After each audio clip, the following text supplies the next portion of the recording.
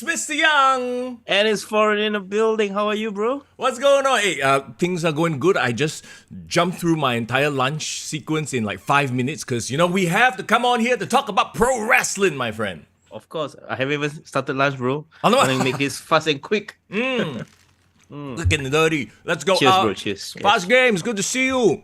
What John up, Mouse, good to see everybody here in chat. And if you're here in chat, please swing by and say hi. Love that you guys are here. And also, let us know your number grading of WWE Crown Jewel. Because in just a bit, we're going to talk about a review of the, the spectacle that they have in Saudi Arabia. Yeah, man. Oh, do you realize something as well? As I was watching Crown Jewel, right? You know how, when it first started, the propaganda machine was strong. The first one, they really like Saudi tourism commercial, But then, of course, whatever happened, hashtag Jamal Khashoggi happened, and then they kind of tone it down. Yeah. But I think this one, suddenly it came back in full force. Don't you think so? Okay, you know what? Here's the thing, right? I feel like if this were any other country, people wouldn't say it's quote-unquote propaganda. People would say, oh, it's just supporting the tourism board. You know what I mean? I think only because it is Saudi Arabia, the history, the past, the stigma, some might say. But, when they went to Puerto Rico, they had, Puerto Rico tourism board. And then they were talking about how great the place is, blah, blah, blah. It's like nobody complained about that.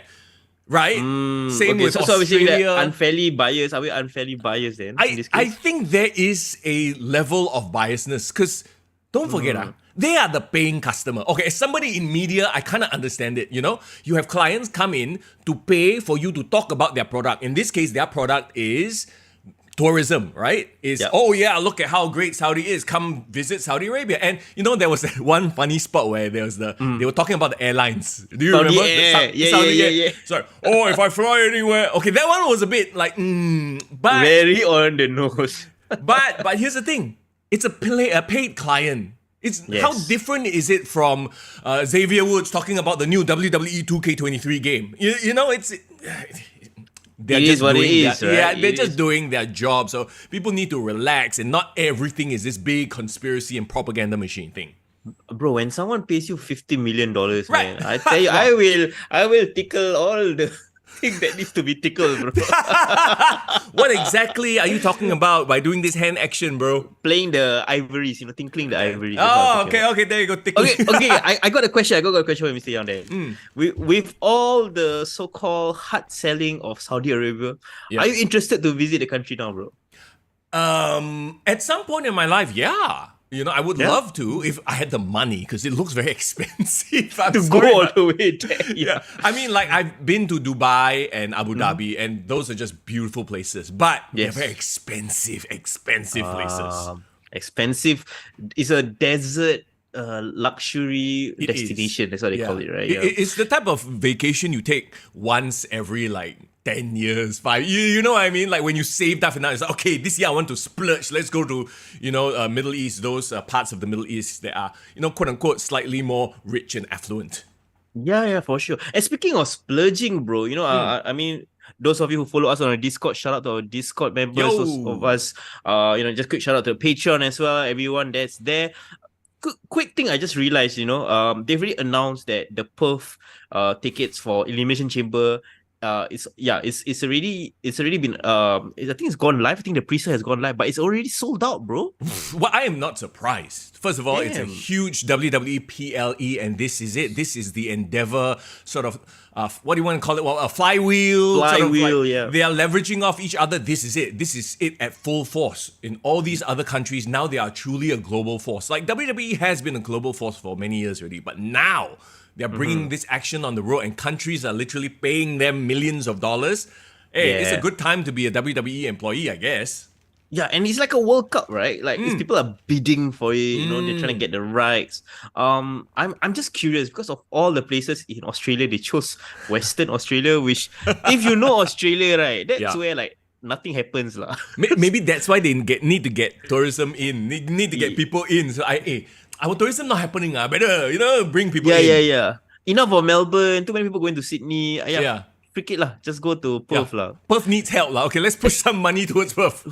Yeah. But and also another thing is, I think they made it clear that it's going to be like one of their only Asian destinations Yep. next year. So the fact, couple that with the fact that it's like a PLE leading to WrestleMania, the Yes. stakes are going to be important. There's going to be storyline implications. So yeah, it makes a lot of sense. Singapore Tourism Board, please open your eyes and see the benefits of this. If you can get a UFC main card in Singapore, why not a WWE, man? Come on. It's only a matter of time. It's only a matter Yes. of handshaking. That's it. Whoever is in charge, please go and shake the right hands. Mr. Young, please. Singapore Tourism Board, there's a job there waiting for you, bro. Can you like climb up that corporate ladder like how I am as well, please? Oh my God. Corporate. we might have to go corporate. Corporate young. No more people's young. Yeah, man, for sure. Okay, and then also another thing as well. I feel like, with whatever that's happening in Saudi Arabia, this year alone, they've gone to so many countries overseas, right? And it always has the best crowds, always has the best reactions, right? Yeah, I mean, this crowd, to me, when the show started and they had the intro package, and once again, WWE, they can make the best intro packages. To this day, I don't understand why AEW just can't hire people of that caliber to make their packages. Like, if Tony Khan has so much money to splurge, he should be splurging on these producers, these storytellers, these editors, film crew, whatever that WWE has. And you can't tell me that, WWE has the best already, there's no more. Confirm God. But it doesn't seem to be their sort of main focus, because we all know Tony Khan just wants to buy action figures. No, that's the thing, right? Actually, they do have great promo packages, but the problem, they're not showing it on their television. It's always on YouTube. It's always hidden somewhere, True. And sometimes they even play it on their pay-per-views. Yeah. Absolutely criminal. They should have all those like opening packages, like try to get the hype going. Yeah, so it is a bit of a waste. Okay, wait, before we dive into Crown Jewel as well, as you can see from the title of the YouTube video, we're not just gonna review Crown Jewel. Later on in the show, we also have a special guest as well, right, Mr. Young? That's right. We are going to be chatting with Big Dave, the GrappleMax Openweight Champion. Actually, technically, we'll go into the past because we already recorded the interview with him. We were down at the GrappleMax studios this past weekend, and we had a great time there chatting with them. And also, we are going to preview the upcoming 7th anniversary show that's happening this weekend, this Saturday. Yeah, bro. Sold out, bro. Sold out. So you've got no tickets. You gotta rely on us, lah.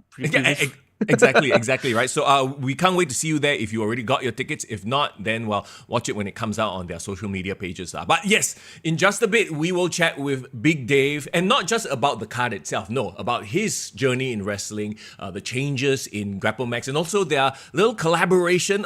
I don't know if you heard about it. It's a huge deal with New Japan, Stardom, and, the entire group.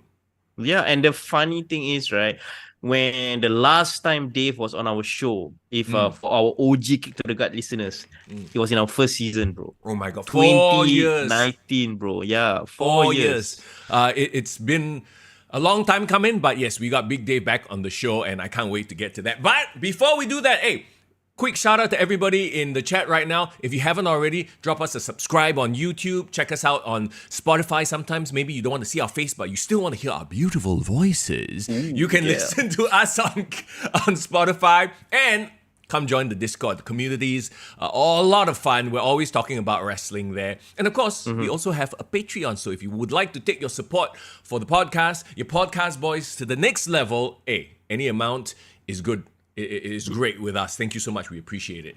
Yeah, man. I mean, if you want to see Big Dave bully Foreign, the interview is there on our Patreon, exclusive. Because I'm not going to get myself embarrassed for free. You want to see me get embarrassed, you go pay money, and then you can see the interview, bro.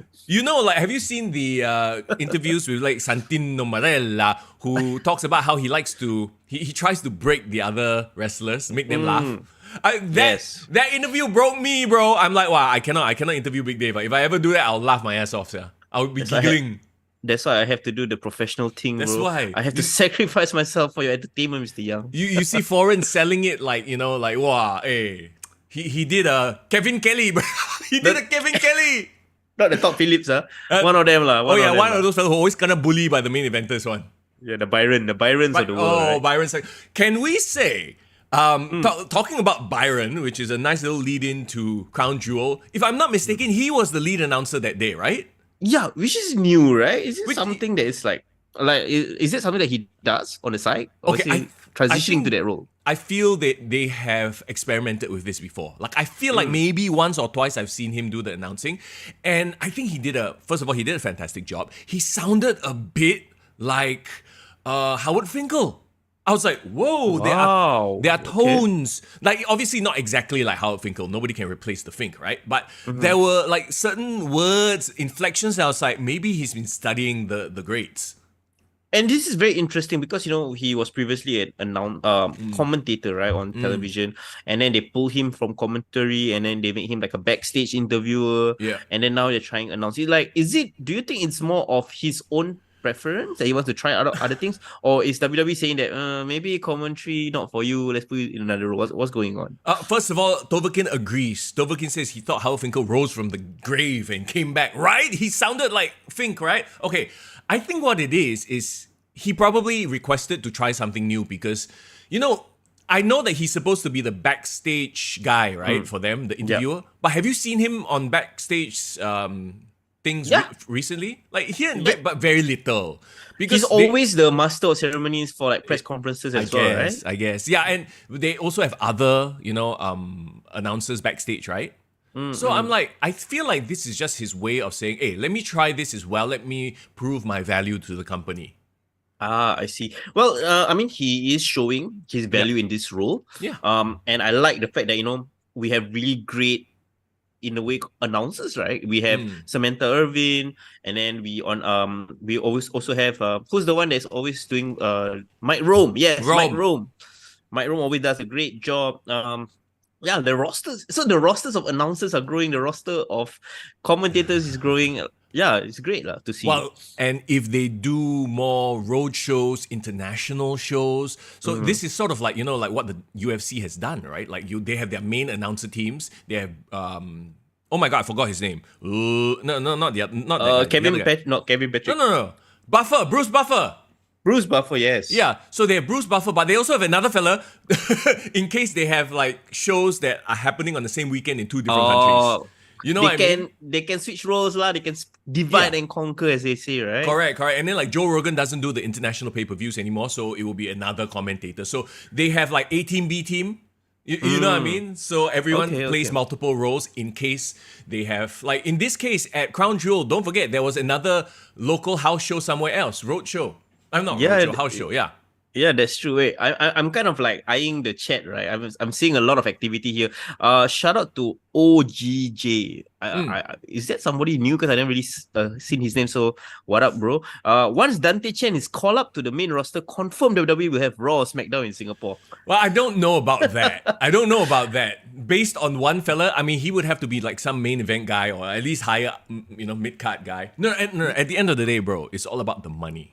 It's all about the money. It has nothing to do with whether somebody is a guy from that location, whatever. It's about the money. The only reason that Jinder Mahal, okay, let's not say the only reason. One of the main reasons is because they were doing shows and doing events in India. Yes, right? yes. No, I agree completely. But I feel like if Singapore wants to sell themselves to WWE, right? It can't be like, just a hometown hero. That's why they come here. Yeah. They need to make Singapore like the crown jewel, no pun intended, of Southeast Asia, and that's what will make them come to Singapore. Like, we're gonna do a huge show, and everyone across the region will want to travel to Singapore to watch it. So, what is the common denominator here? What is the buck stops here? Literally, not the young bucks. It's the money. If Singapore is saying, okay, we pay you $2 million, you come and do like a BPLE, like a roadblock or fast lane or some shit like that, then it will happen. They are not going to do it because they have one Singaporean guy. That makes zero sense whatsoever.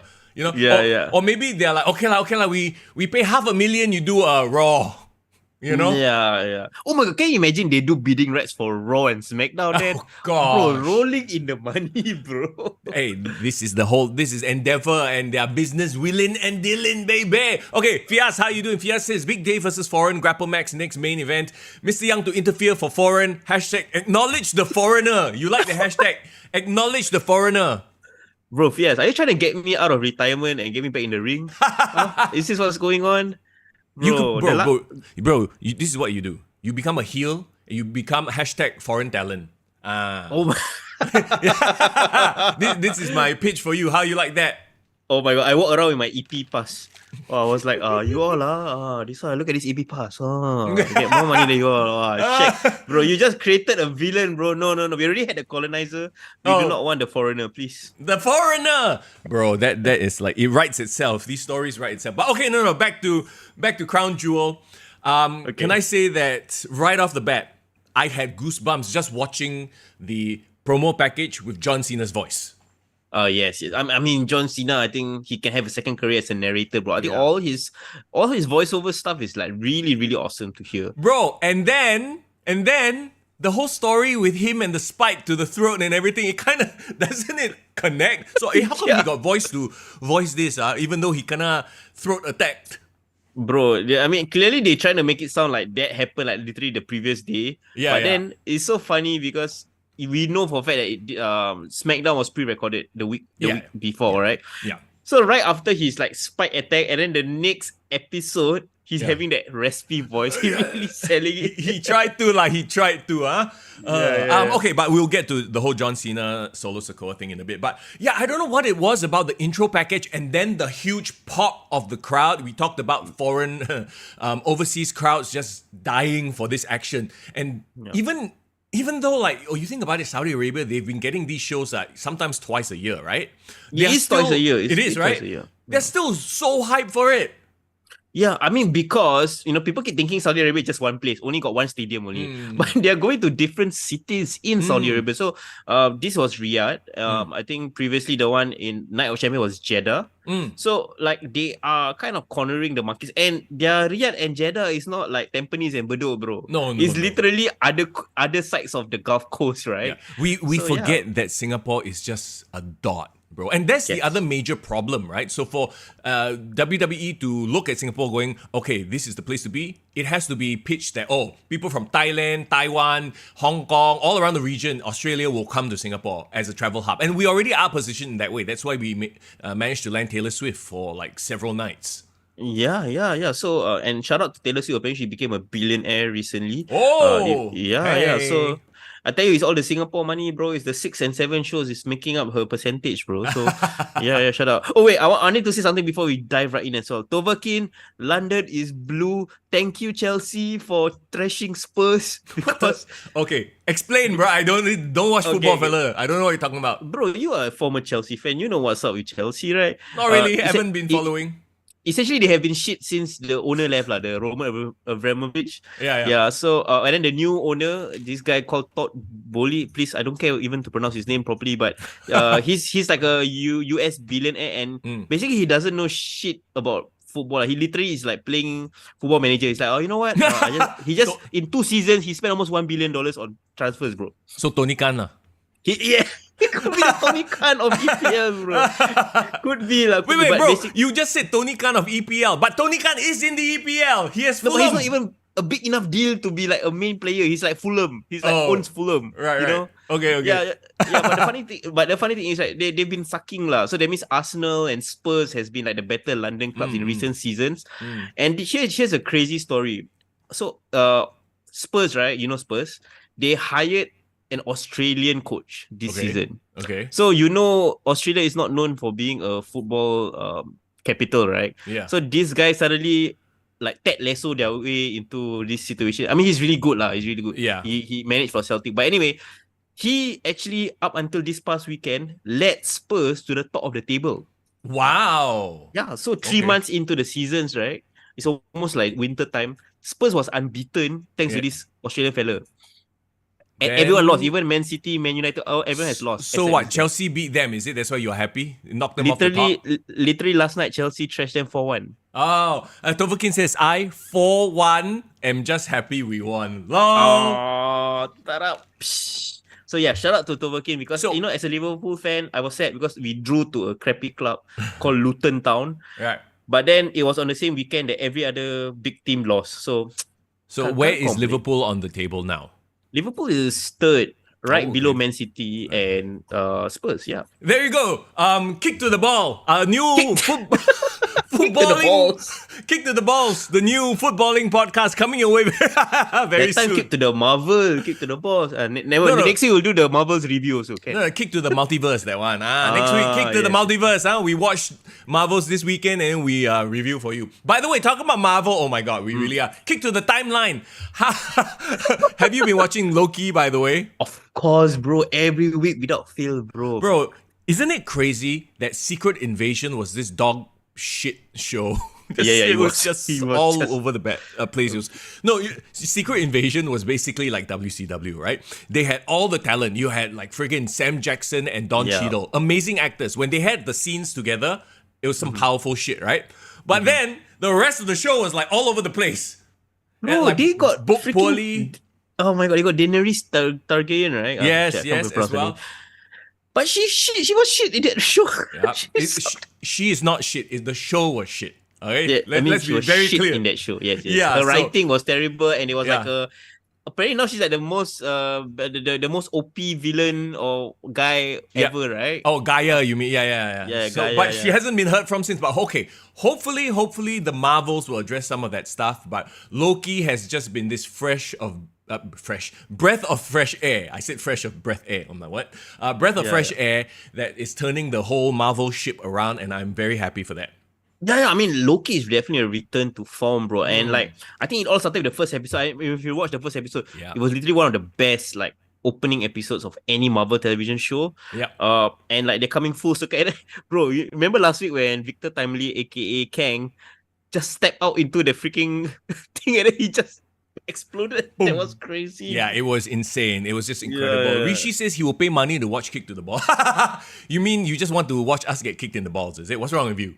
Yeah, bro. I mean, but if you want to hear hot takes about football randomly spliced into your wrestling content, I'm more than happy as well, bro. Hey, you see, even though we love our wrestling, we are multifaceted individuals, bro. We are like onions, so many different layers. You never know. You tune into the Kick to the Gut podcast. Yes, we'll talk wrestling, but you never will know. We might talk Marvel, we might talk football, we might talk love life, we might talk Kurt Stephen Lim, whatever weird shit we will touch on it. Bro, one thing is true, bro. My tummy really looks like an onion right now. So, yeah, gotta get and move on back to the gym. But anyway, yes, please. Let's move on back to Crown Jewel. I don't know what it was, but the crowd plus the intro package, I felt like goosebumps. I felt hype when I actually finally watched it. I did not watch it live. I watched it on delay, which means I got most of it spoiled on social media, as usual. Yeah, I mean, respect to everyone on our Discord who stayed up, at 1 a.m. on Sunday to watch it. Like, clearly, you guys have a great work-life balance. People can do that. We don't. No, we don't. But so I woke up on Sunday like half asleep to catch it as well. Yeah. Yeah, and of course they kicked things off with the working champion, the hardest working champion, Seth freaking Rollins versus Drew McIntyre. Yeah, I absolutely loved this match just right off the bat.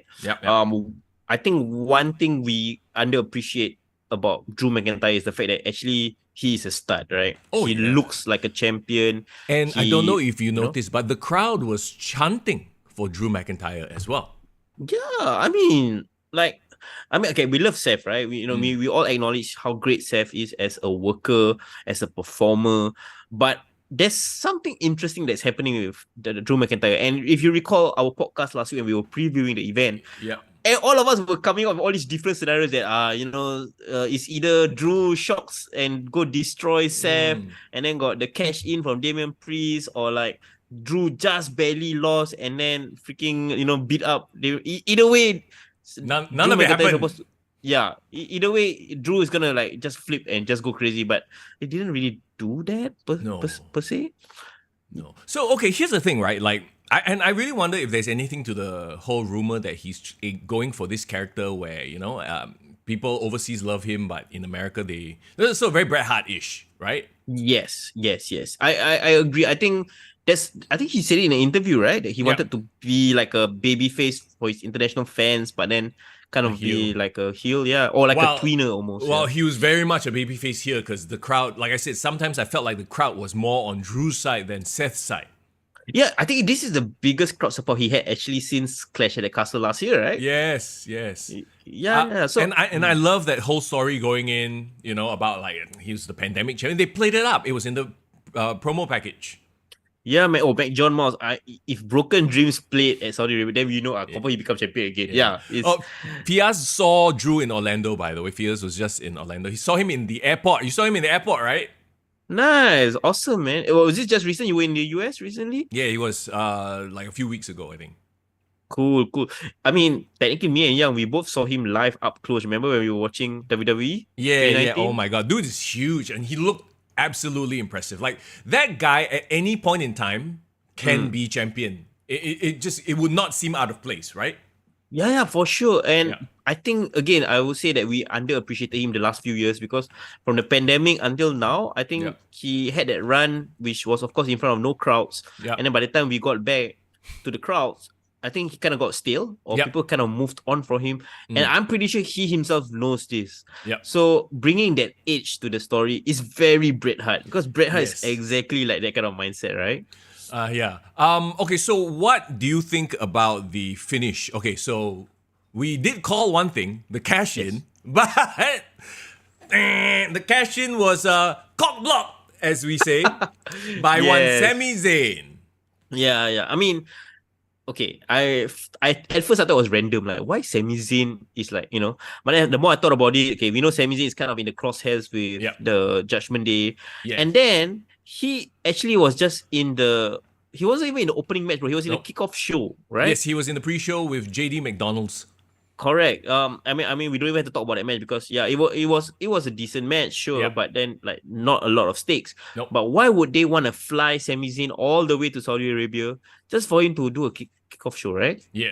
Well, So this makes sense. yeah, it does make sense, right? And if I'm not mistaken, on Raw, Sami Zayn gets a World Championship shot, doesn't he? I haven't watched Raw yet, but I saw it on social media, so I don't know how that match played out.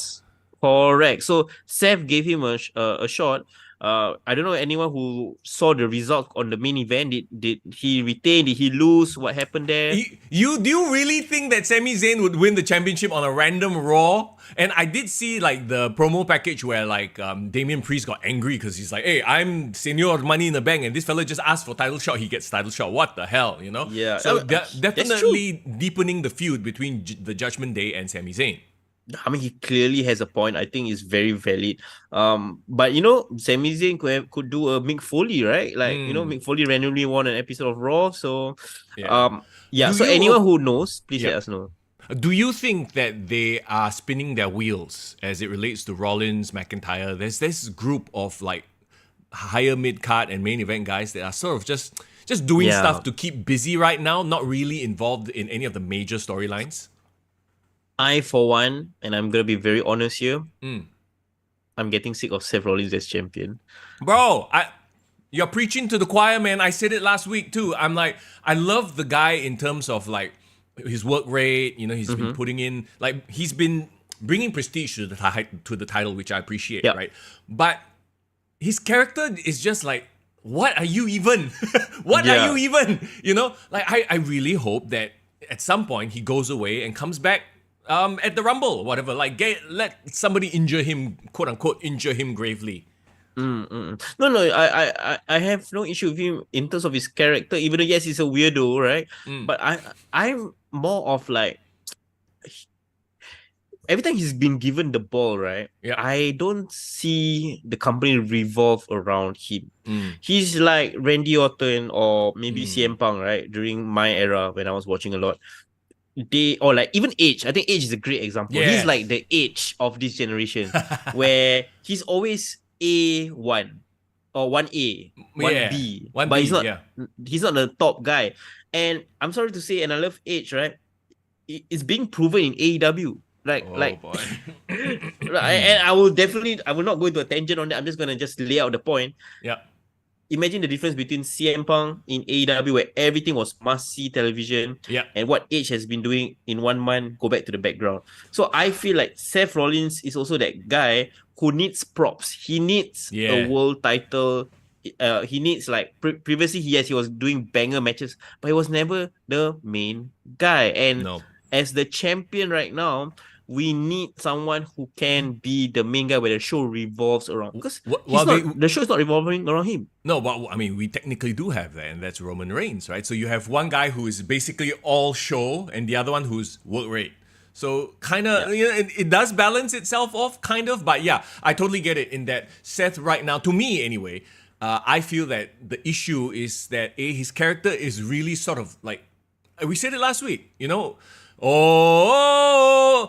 not a gimmick. It's a thing that people do, but like, what else other than he's a conductor? He's a crazy Joker conductor. Like who are you? No, even if you play into that would have been interesting. Yeah. No, they try to give him color by highlighting his back injury, right? Like that's this whole like, he fights through the pain, blah blah blah, that kind of thing. But I'm like, I don't know, man. Something about it just doesn't really. It doesn't have that spice, that extra. Maybe he need to go for acting lessons, like Edge, Roman Reigns. I don't know. No, but I see this World Heavyweight Championship title scene as an opportunity for WWE to play around with the contenders and like have. I'm not advocating for a hot potatoing of the titles. Yeah. But it's been 6 months, right? Since you won the title. Drop it at Survivor Series. Give, I don't know, Sammy a run, give Drew a run, give Damian Priest a run. Yeah. Let them have that variety on Raw if you want to keep that, long title run on Roman Reigns, so the crowd won't get bored, right? Correct. Rishi says Cody Rhodes will be work rate plus charisma. I agree with you. I mean, there's your guy right there, but he needs to finish his story with Roman Reigns, though. I mean, that's the point, right? He's a bit handcuffed there, yeah. OGJ says they announced Judgment Day versus Rhodes, Zayn, Rollins, Uso for War Games. Okay, there you go. They got the War Games. Judgment Day. Okay. Yeah, and that makes sense as well. Anything else you want to add before we wrap up this first match? Which was, as a match, it was a good match. Let's not forget to mention that. Of course. I mean, that's the whole point, right? So it was a great opening match. I think, in my opinion, it was the best wrestled match on the whole card. Again, I think this proves one thing. I feel Drew is the most interesting he's been in a while. Yes. And I'm curious to see how they, followed up on it on Raw and like whether he'll eventually turn. I kind of don't even want him to turn heel. Actually, I want him to stay as this tweener guy who is like just a badass who doesn't trust anyone, who calls people out on their bullshit.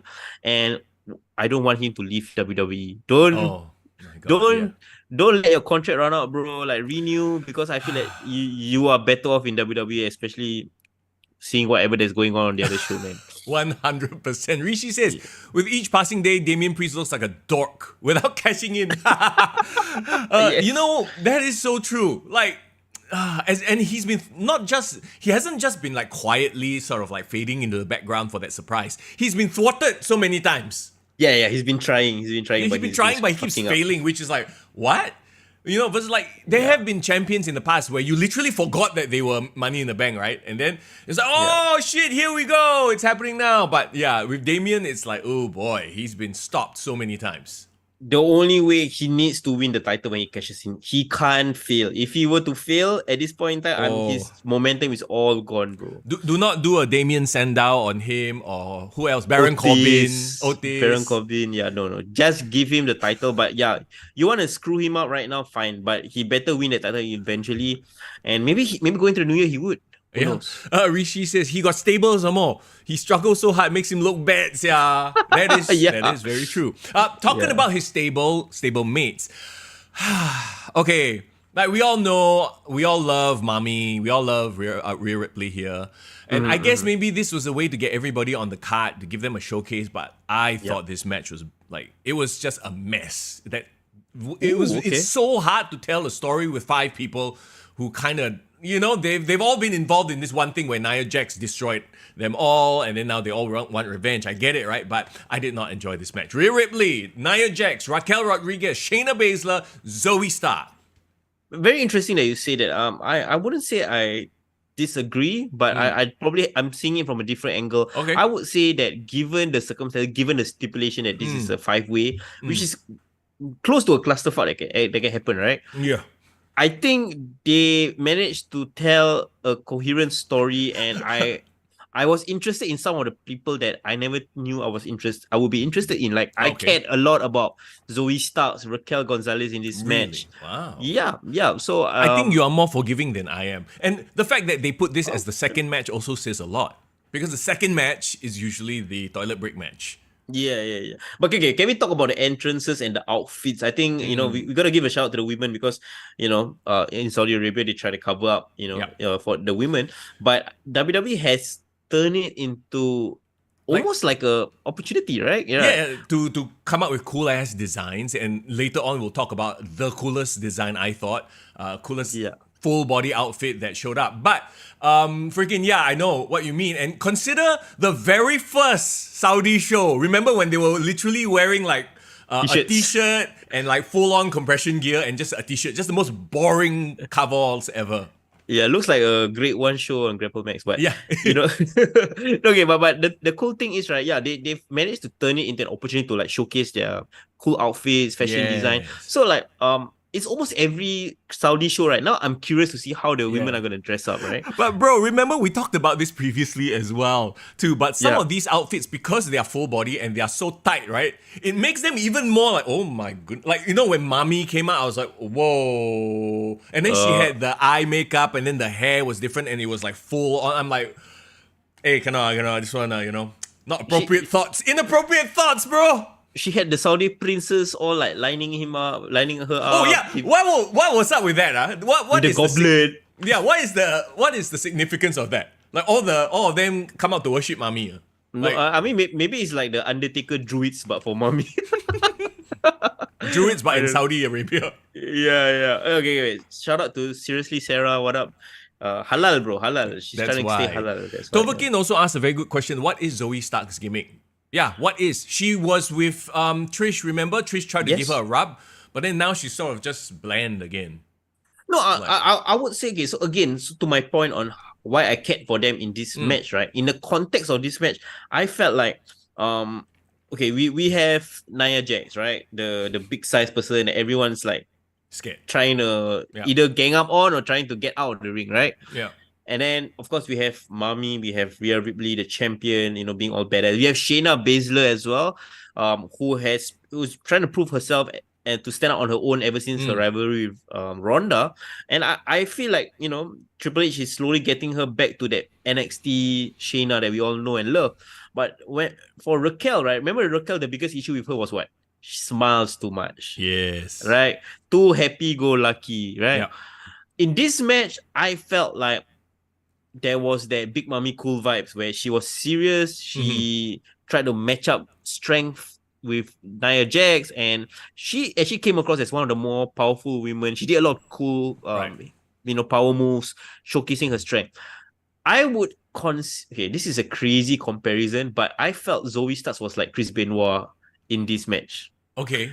Yeah. Okay, hear me out. When I see Chris Benoit, I mean like, that tenacious pit bull, like, always opportunistic, trying to get into the match and trying to showcase her toughness. I think that's the kind of character that, to me, she portrayed in the context of this match. Like, what I mean, but also at the same time, Chris Benoit's character was never his strong point. It was his in-ring work. So I don't know if that's a good thing. No, it's not necessarily a good thing if you're looking at, is she the best personality? But if you want, like, how I would designate her in this context is she is like that worker in the company. But you know how, there's a difference between a worker, like I don't know what's a bad example of a worker, like a Dean Malenko, right?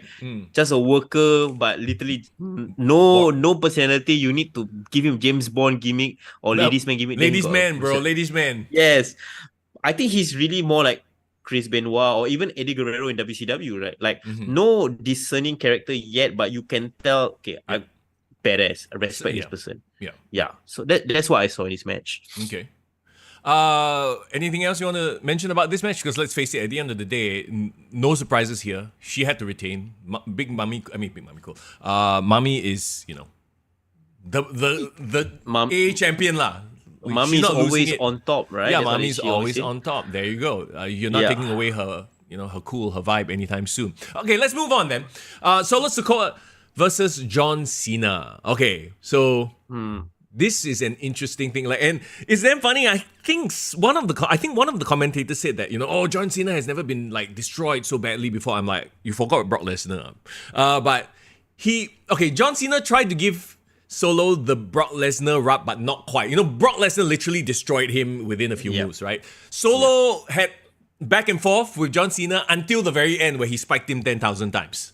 Yeah. So the match laid out, the way it was laid out was very funny to me because, the Smackdown before with the raspy voice, John Cena like obliterated him verbally, but it's almost as if John Cena like set him up to be made foolish in a way. Do you think so? Why? Why do you because say that? he's like, okay, he talked so much shit to Solo, right? Yeah. And then during this match, like Solo has proven that he can dominate John Cena. So I other than the fact that John Cena is a great talker, he probably can, and the sympathy that comes up from him losing will make people forget it. But I got a huge chuckle out of the fact that Cena was getting trashed like crazy because he was talking so much shit to Solo. He was talking such a big game. Right. So you're saying that it made him look bad, made John Cena look bad, but isn't that the whole point? That, and then John Cena is like, oh shit, should I retire? They teased, he's not going to retire, obviously. He's going to come back and, get back his vibe and all that bullshit lah. But yeah, that was the story they were telling. Now, I found it hilarious because we all know how vocal John Cena is in the ring, calling the action and calling the moves, right? And the whole time, he getting stabbed in the throat. And then you can see him still talking to Solo. Okay, do this, do that. I'm like, hey bro, please. There was one point, I think he knew the camera, where the camera was. He was literally talk. He's like, oh shit. He sees the camera. He turns his head immediately. Do this, do that. Because he's coaching Solo through the whole thing.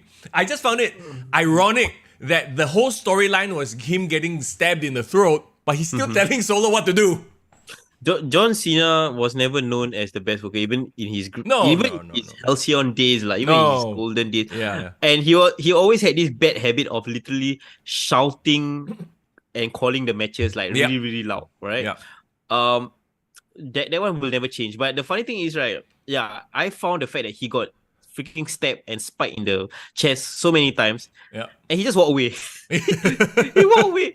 Like he walked away, and then, I don't know. Okay lah. To be honest, I think it accomplished what it was supposed to do. It was, I think maybe it wasn't as graphic as it should have been. I would have liked it if like there was a bit of like blood coming out from his mouth. Honestly, that would have been dope. Like if he had kena spike and then the blood, he like cough out the blood, that would be a great visual. Yeah. And if he can just not show up for Smackdown for a couple of weeks. Like, don't come back next week on Smackdown and put on some funny or maybe he's going to like really act, right? And then he'd be like, and then he starts like, can't talk anymore. No.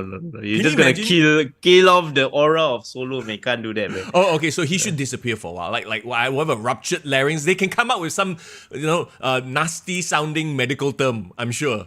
I'm pretty sure. No, and the thing is, I think Solo needed this victory because, we always say that Solo was the badass, but he never had a chance to stand out on his own. Yep. And he's gotten a victory over John Cena, and this is a big deal, right? Yep. It really, gives him that huge boost in his career, and I am confident it's not going to be an Austin Theory wasted situation. I think Solo will definitely use his momentum and become a bigger star from this rub lah, for sure. And we all know that this is not the end of Cena. He will come back. He will do the redemption arc, that story, maybe at WrestleMania. Maybe Cena versus Solo at WrestleMania, and that could be a huge rub for Solo. Yeah, Solo will lose there for sure. Cena will get his moment or whatever, but at least, now he gets the rub and it sets up the future. Yeah. I mean, I have no complaints about this match. I think it needed to happen. I appreciate Cena coming down to like upper mid-card level to kind of have this match. Let's see what happens to Solo, with the bloodline going forward, because we all know bloodlines, apex, the best parts of the bloodline, I think, are kind of behind us. We want to see how it ends right now. So let's see what happens. Let's move on to Logan Paul versus Rey Mysterio for the WWE United States Championship. And can I say, man, we remember when like Logan Paul came in, we were like, oh, okay, let's see. I mean, he definitely has the vibe to be a heel, but can he go in the ring? And how long ago was it when he first quote unquote debuted? I would say WrestleMania 38 was his first match. Okay, so a year and a half. Bro, a year and a half. I mean, it's undeniable. The dude is gifted for the business, his physicality. He's not just doing this, he's doing boxing as well, like, combat sports, right? So he obviously has physical gifts. He trains very hard. And he's obviously super into promoting the WWE and this guy. I don't know how much they're paying him. They're probably paying him a shit ton of money to promote his Prime everywhere he go. He hold a bottle of Prime. The save. I know everyone's talking about the save, and then people are like, oh no, he was out of place. That's why he had to make the save. I'm like, yeah, but here's the thing with wrestling, right? It's like everyone's moving. A lot of people find themselves out of place a lot of the time. The fact that he was smart enough, observant enough to like, oh shit, I'm out of place, better dive in and catch and save Rey Mysterio. I mean, kudos to the guy, man. Like, okay, you know what? Half the roster on AEW probably couldn't have pulled that off or wouldn't have been trained professionally to do that. You can see the amount of injuries that AEW has. Yeah, I mean, if in AEW, right, what will happen is he can't catch him and he will carry him and still do a spike pile driver. That's what will happen. Yeah. So, okay, you're okay, right? Okay, bang, pile driver you one more time. No, you concuss. Okay, come. Let's end the match now. Another pile driver. Shit. Okay. There isn't I don't have a lot to say about this match because it was a fine match. It's Logan Paul versus Rey Mysterio. Yeah, okay. If you forget that he's Logan Paul, you just think of him as another wrestler. Yeah, this is like a great, it's like a Santos Escobar versus, Rey Mysterio match. Like a great work match. When you remember that he's a year and a half, 2 years in, that makes it even more mind-blowing. It is. Oh my God, Tobaki, really? Stevie Richards covered this on his channel. Okay, we need to go and check it out then. Yeah, we'll definitely check. I mean, I love Stevie Richards' channel, and he probably will have a great analysis of this particular match or this particular spot. And guess what? Yeah. He probably won't get his video taken down. Yes, definitely for sure. I think my favorite part about this match, right, is that previously I realized Logan Paul really wanted every match to have like a viral moment. Yeah. If you realize, right, with Ricochet, he needed to do that Spanish fly onto the table. With Roman Reigns last year, he had to do like the coast to coast, and with the phone. Basically everything I think previously maybe his brief from WWE is like, can you just make viral moments on social media that we can share?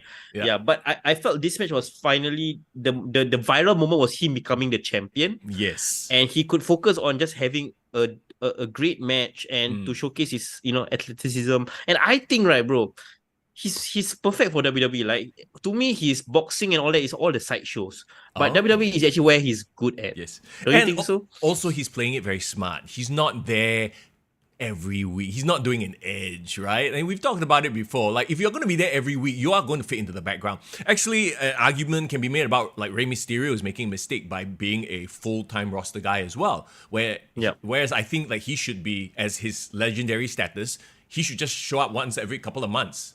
But that aside, Logan Paul is playing this game absolutely perfectly. At the end of the day, he's being paid a lot of money. Let's not say that, he's such a company man. No. They're paying him money, and in return, he's showing that he's an incredible worker. And also, and we talked about this last week, now he's going to take that US title to boxing matches, on his podcast, everywhere. He's going to show it off. WWE gets all the rub.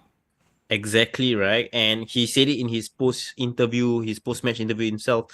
He said that, he has beaten the Matrix, he got this game on lock. He gets it, this is his home. WWE Universe is his home. And I truly believe it as well, because he realizes that, Bianca Belair has once said that, it took her a while to find wrestling, but wrestling was her soulmate. She just needed time to find it. And I feel, with everything that he does in his life, YouTuber and all that kind of stuff. But I feel like he realizes how difficult pro wrestling is.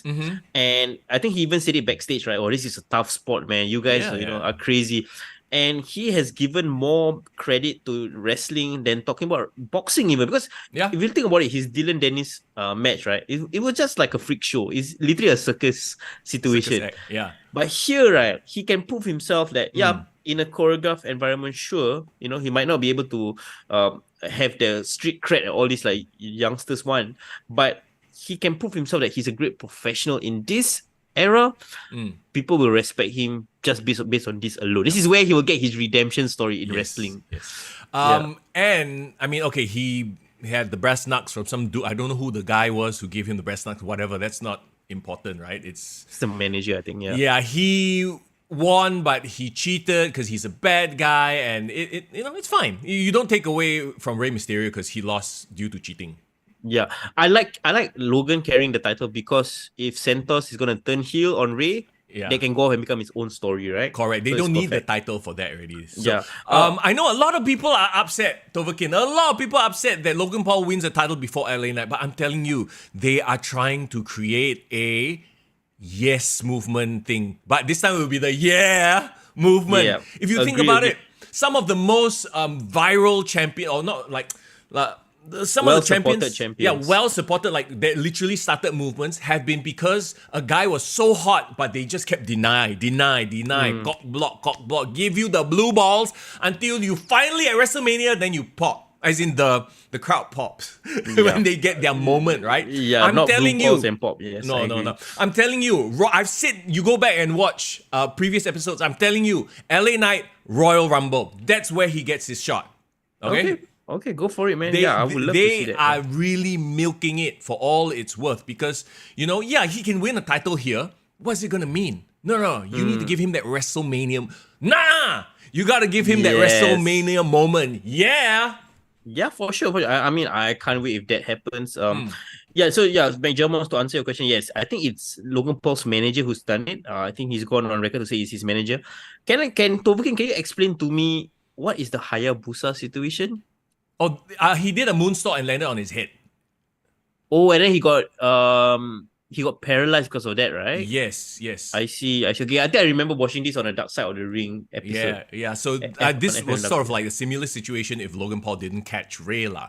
Yeah. HS Lee says Cody 2 times Royal Rumble winner. No, bro. I'm telling you, Cody and LA Knight final 2, Drew McIntyre final 3, and then it's like all 3 have a legit reason or legit That would like been dope. Yeah. right. And Yeah. LA Knight finally wins. Cody's dreams are dashed, but he will find a way. So that's my call for the Royal Rumble, guys. You timestamp it right now. Mr. Young's call for the final 3 in the Royal Rumble: Drew McIntyre, LA Knight, and Cody Rhodes. Cody Rhodes does not win. LA Knight wins. Okay. So Cody Rhodes losing, but still somehow finding his way back to WrestleMania and getting that story finished with Roman Reigns. But then LA Knight winning, does he go for Roman Reigns or does he go for the World Heavyweight title? Probably World Heavyweight title, and maybe it can be Damian Priest by then. Yeah. LA Knight versus Damian Priest is an old school Attitude Era. Yeah. The Rock versus Undertaker vibes. Don't you think so? It's a fresh match as well. They can tell so many stories from now all the way till then, right? Book it! All right, let's move on to the next match then. Oh my god, I feel so bad. Okay, Io Sky, the women's champ, versus Bianca Belair. The crowd was dead. What Yes, happened? What happened, bro? Yeah, it's crazy, right? Like the crowd was more hyped for Rhea Ripley's match, a 5-way than a 1-on-1. Does that mean Bianca's popularity is going down? Okay. I have sort of some thoughts about this, right? We've said many times, Io Sky's character is flat, cold, right? Bianca Belair, they brought her back, and she was essentially the same character as before. Maybe got slight edge, but same thing. So I think, and that character was flat as well previously. So now that you have this situation where I think Bianca is going to suffer from the John Cena problem, where they want to push her as a babyface because she's literally in the promo package earlier about like they did like charity stuff, LA Knight and Bianca. So she's a figurehead. She's that face where we can't turn her heel because she's doing all these charity things. She's a good ambassador for the sport, right? Like great athlete, good personality, that kind of thing. So I don't think that they can turn her heel, and I think that hurts her because right now she's bland. Io Sky also flat, bland. Yeah, and that's the issue, right? Yeah, that's the issue. And then the stories leading up to this, bland, nobody cares. Culminating in a completely flat match. The thing is, I thought they wrestled a great match, but at points I was like, did they switch on the mute button or something? Like, what the hell is going on? The crowd was dead. Yeah. Let's just be clear. I think Bianca's babyface run has run its course. Yeah.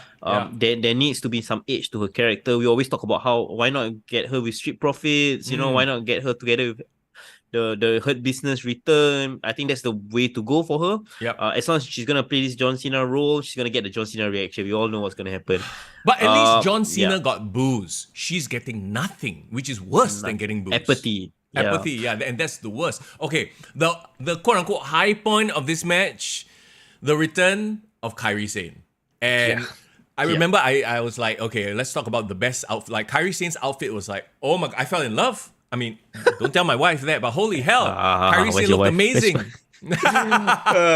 Okay. Let us be clear. Kairi Sane is a gorgeous woman. She's amazing. We all know everything great about her. Yep. But her return, crown jewel in this environment. Oh my god. Did you think it was such a missed opportunity? It was. I mean, It was? here's the thing. She returned to a feud that was flat. Yes. Yeah, and the people remembered her. There was an increase in buzz level when she came back, but it was not the huge pop that, could have been if she returned, let's say, at the Royal Rumble. Yeah. It could have been. Imagine she returned Royal Rumble surprise entrant number one. And not just to randomly interfere. So, okay, she comes out and she helps Io Sky. And once again, the match itself was fine. Io Sky and Bianca Belair have done the business in NXT and they are awesome together, right? So she interferes, helps Io Sky, but Bayley's like, what's going on? You're not part of the damage control, blah, blah, blah. The rumors are, and I think it's been shared on our Discord as well, is that Nakamura could be heading up an Asian Triad sort of a faction.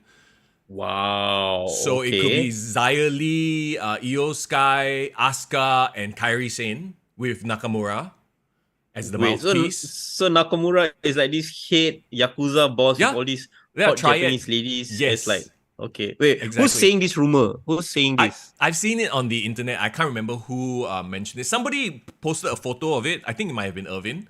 But then after that, I was online randomly and I saw like, the rumor is Nakamura is supposed to head this. Okay, and Nakamura is on Raw. Okay. Let's be honest. Like the brand, the thing doesn't matter anymore. But so you're saying that they're gonna recruit all these girls from all these different factions.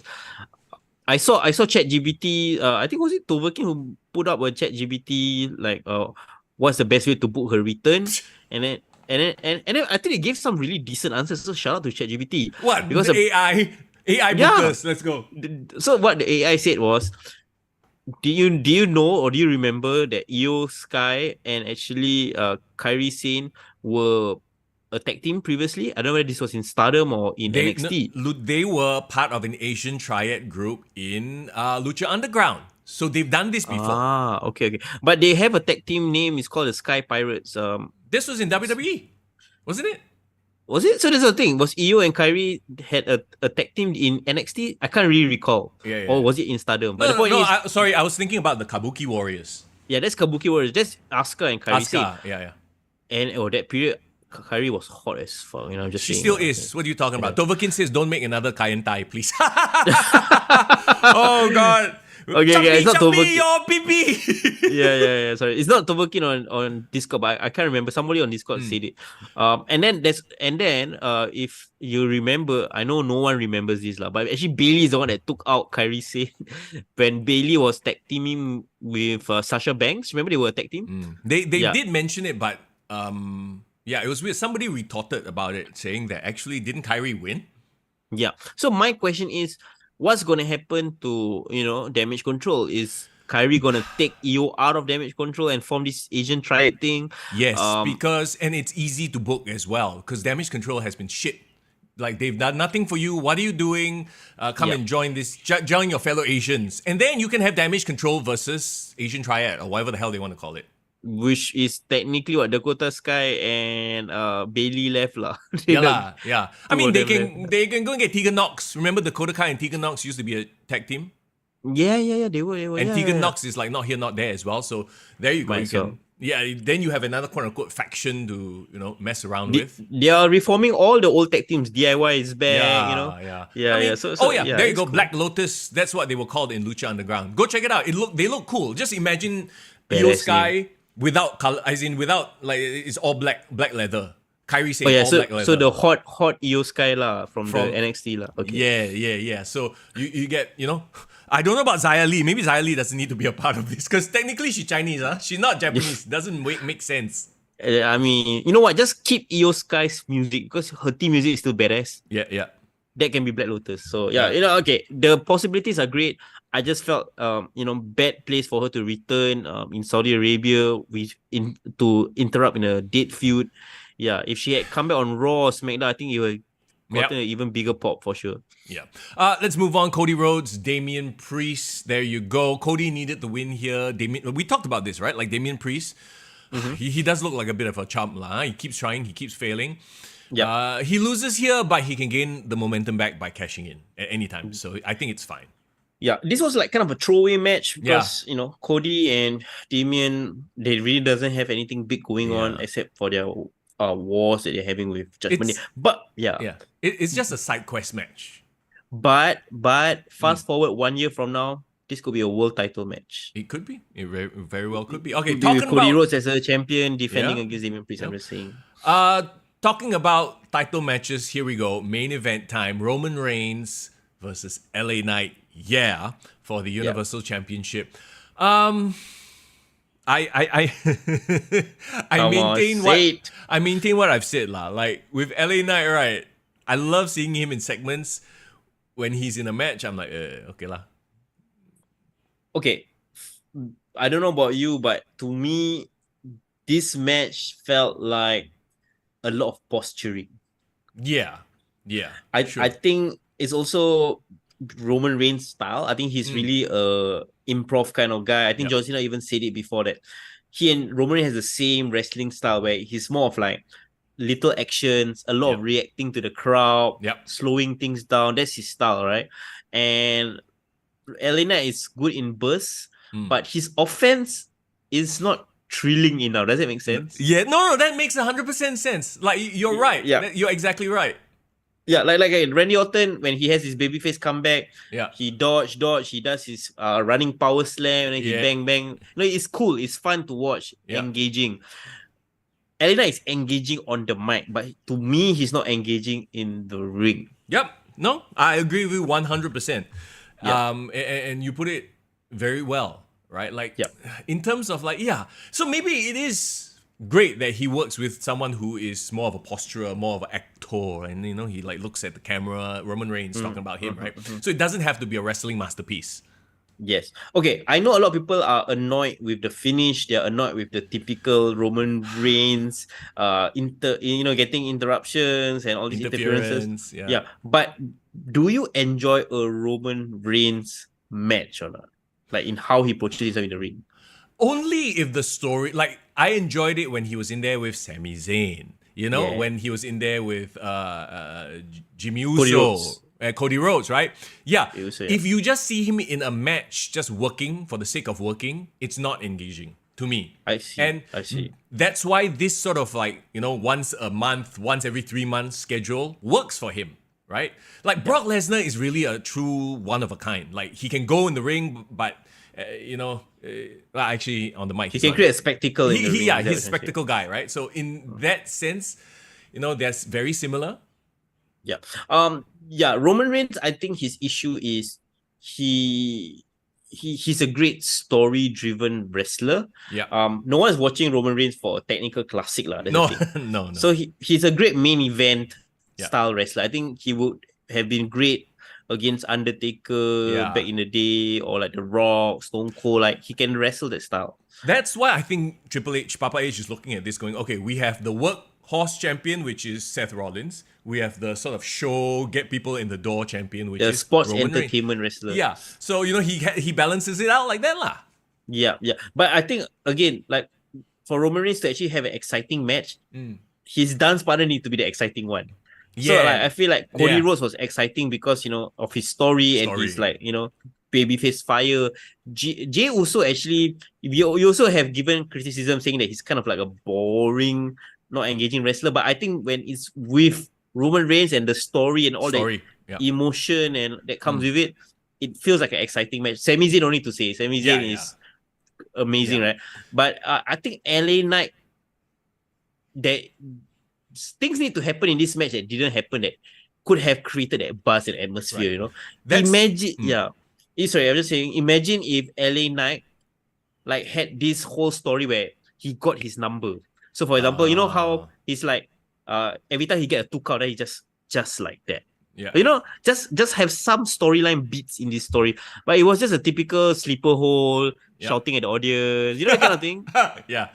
That's why I think LA Knight needs to be the champion that gets the championship riding the highest of highs. Like a Kofi Kingston, like Daniel Bryan, you know? Yeah. This was like the first pitfall, but he will come back from it. Yes, like where the crowd is just ready to pop for him, you know? Yep. Because they know, okay, he's not going to put on a stellar match that's going to make everybody go, whoa, but it has to be that match where the people are just like ready to explode already. And when he finally gets it, boom, explode, he'll hold the championship for a bit and he won't be a long champion, which is fine. Yeah. Okay, let's ask the main important question from this match. Did this match prove to you and to the listeners as well that he is ready to be entrenched in the main event scene? Oh, I think he is. He has been for a while, right? I think they're just, playing the long game here and giving you a bit more blue balls before you finally pop. Okay. I mean, the reactions show that he's really still over the audience. And we shall see how he bounces back from it this Friday Smackdown. Let's see whether, again, if War Games is the next thing to go, but that's against Judgment Day, right? But will LA Knight have a rematch? No, apparently Roman Reigns is not going to be at Survivor Series. I think he's done for the year. Well, that's the thing. So how does LA Knight keep up the momentum until January? So that's the question, right? He has to beat up a bunch of jobbers. Maybe it's LA Knight versus Solo Sikoa for a while because, he has to come defend his good friend, John Cena. What if, I'm going to throw another curveball here. What if LA Knight starts a rivalry with Logan Paul over the US title? Okay, maybe he finally gets his first title there, right? Yeah, could be as well. It works lah. That's the beautiful thing about the WWE right now. That there's so many different options. What if Logan Paul, LA Knight is actually a WrestleMania match because LA Knight falls short on the world title picture, but he gets the biggest rub still because he's fighting against a social media mainstream star, and then suddenly all these people was like, oh, there's someone from WWE that's kind of like a throwback to The Rock and Stone Cold. Logan Paul is doing the rub. Wow, that's a really good point. I like it, but I also want him to have that Kofi moment, because to be honest, I don't see it happening for him next year. I think by next year the hype dies. This is like the road to WrestleMania. There's so many multiple pathways, man. And the crazy thing is there are so many options. Like, remember, I keep bringing this up. I remember a few years ago, it was like 3 people who could conceivably be champion. But now you have so many people, which is great for them, right? Yeah. You know who I should credit? I actually credit Roman Reigns because Roman Reigns has carried a bunch of mid-carders to become main eventers. Sami Zayn, Kevin Owens, everyone. Exactly, right? Okay, so with that sort of in the rear view mirror, I think that because there were no title changes, there were no major story developments, as it were. It was just kind of gear spinning, right? This PLE. I think a lot of people were like, oh, it was boring. I wouldn't say that's the thing. When everything is of a same standard, it becomes I don't know if it becomes boring, if that's the right word, but it's predictable and then people start complaining, right? So I don't necessarily think it was a bad PLE. I just think that maybe it could have used 1 or 2 more surprises, and I think we've been conditioned to expect surprises, which is, I don't know if it's good or bad, but I think that I would give this a solid 7.5. I have an analogy for WWE AEW's booking nowadays, right? Okay. If WWE is kind of like a very comfortable cruise or very comfortable drive, down the highway, you are very comfortable, like a Grab ride, you don't have to worry about it. It's going to be quality, you're going to get to your destination, where you need to go is going to be settled. I think that's WWE right now. Like you expect a certain standard of wrestling ability. You expect certain stories to be told.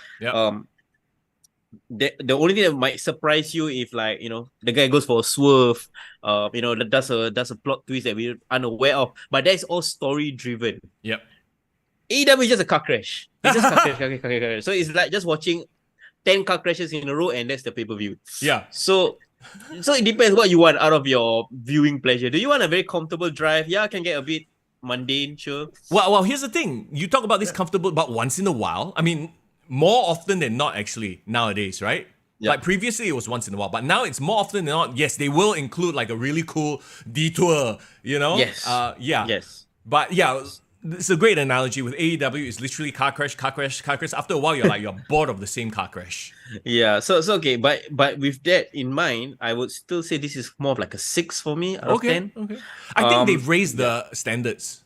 Yeah. Would you agree? It's a decent show. Like if you Yeah. put this in 2019, it's a great show. Oh yeah. Yeah, Yeah. because 2019 was think- shit. Yeah, Stomping grounds. I think the issue here is that I think they've raised the bar for their PLEs. We've come to expect surprises, and then here the biggest surprise was Kairi Sane, and it was flat. So Yeah. I think this is a good problem to have, lah. Honestly, this is a good problem to have for them. I do not feel like I wasted my time or I was cheated of my money watching this. In the grand scheme of 2023, all the PLEs, right? I would say this is like more middle of the road. It wasn't the worst. Yeah. You know, it was middle of the road. But yeah, you're right. I feel like this now I'm excited to check out Survivor Series and what's gonna happen next. Oh yeah, so this does feel a little bit like a off-ramp onto Survivor Series. Like, okay, we're just setting you up for the next big one. The big surprises will happen there. Okay, what do you guys think? The people in the chat, like, give us your number grades. Tell whether you enjoy it. Rishi, you mentioned one thing that I would critique the Triple H era is that there seemed to be a lack of some surprises in the storytelling. Do you agree? Well, no, because look at the Bloodline stuff. There were so many twists and turns, you know? Yeah. So you can't have surprises every week because if you do, then it becomes not a surprise if you have a surprise every week. Like, you know, don't do the Vince Russo school of booking where you just to swab them, bro. Yeah. Just have Swerve surprises for the sake of surprises, right? Yeah, no, surprise when the time calls for it, but if you have to stay the course, just stay the course and trust in your story writing, in your booking. I agree. I think maybe because right now what WWE is missing is an overarching bloodline level storyline. I think because we are already on a come down from that. That's why. Yeah. They do have something with the Judgment Day, but I feel like with the Judgment Day, because they are involved with other people, it's a lot more like scatterbrain. As opposed to Bloodline, it's just just a bloodline. They're fighting, you know. They do have certain feuds, but the main story is really the relationship between the Usos, Sami Zayn, and Roman Reigns, right? Whereas with the Judgment Day, they kind of tease the infighting a bit, but now it's like they're fighting everybody else. So it becomes this big mess of, okay, JD McDonough is feuding with somebody, Priest is, you know, Mami is feuding with somebody, Finn is unhappy at somebody. It feels a bit distracted and messy. Yeah. It feels like a more of a dysfunctional family, but I don't see them like ending things with each other for now. So, I mean, it's impossible to recapture the bloodline magic from last year and the year before. So at least give them props for trying. Yeah, I mean, okay, looking ahead, Survivor Series I think should be fun. Crown Jewel I think was decent. Like you said, not a waste of time, but definitely there's better things out there. But yeah, it was okay. It was okay. Okay, that being said, guys, it's time to hand things over to our past selves from another timeline. Yeah. The timeline of Sunday, Sunday timeline. Because this weekend, this Saturday, is GrappleMax's 7th anniversary show at their new studio. And I can't wait because this will actually be my first time being there for an event. We've been there to interview, but this will be my first time there for an event. So I can't wait to feel the vibes. It's a sellout show as well. So if you got tickets, I can't wait to, come chat with you guys as well. Yeah, then next week we'll give our thoughts and review of the show. Hopefully it's gonna be a very, very, very, very unforgettable show because we have some overseas guests coming on board, some big talents coming on board. So it should be a fun show. But way before that we sat down with Big Dave, the current GrappleMax openweight champion. You got it. Let's go. Let's do it. Hey, what's up? It's Mister Young and it's Foreign in the building. and we are here with the one and only GrappleMax Openweight Champion. I said it right. I said it right. Huh? We got Dave. What's up, Dave? What's up, guys? It's been a while since I've been here. Yes. 4 years? Since you've been on the podcast, it's been a while. It's a hot minute. Yeah, 4 years, man. Like, and you brought up a great point. Yeah. Thanks for calling this right. Of course. For as long as I know Foreign,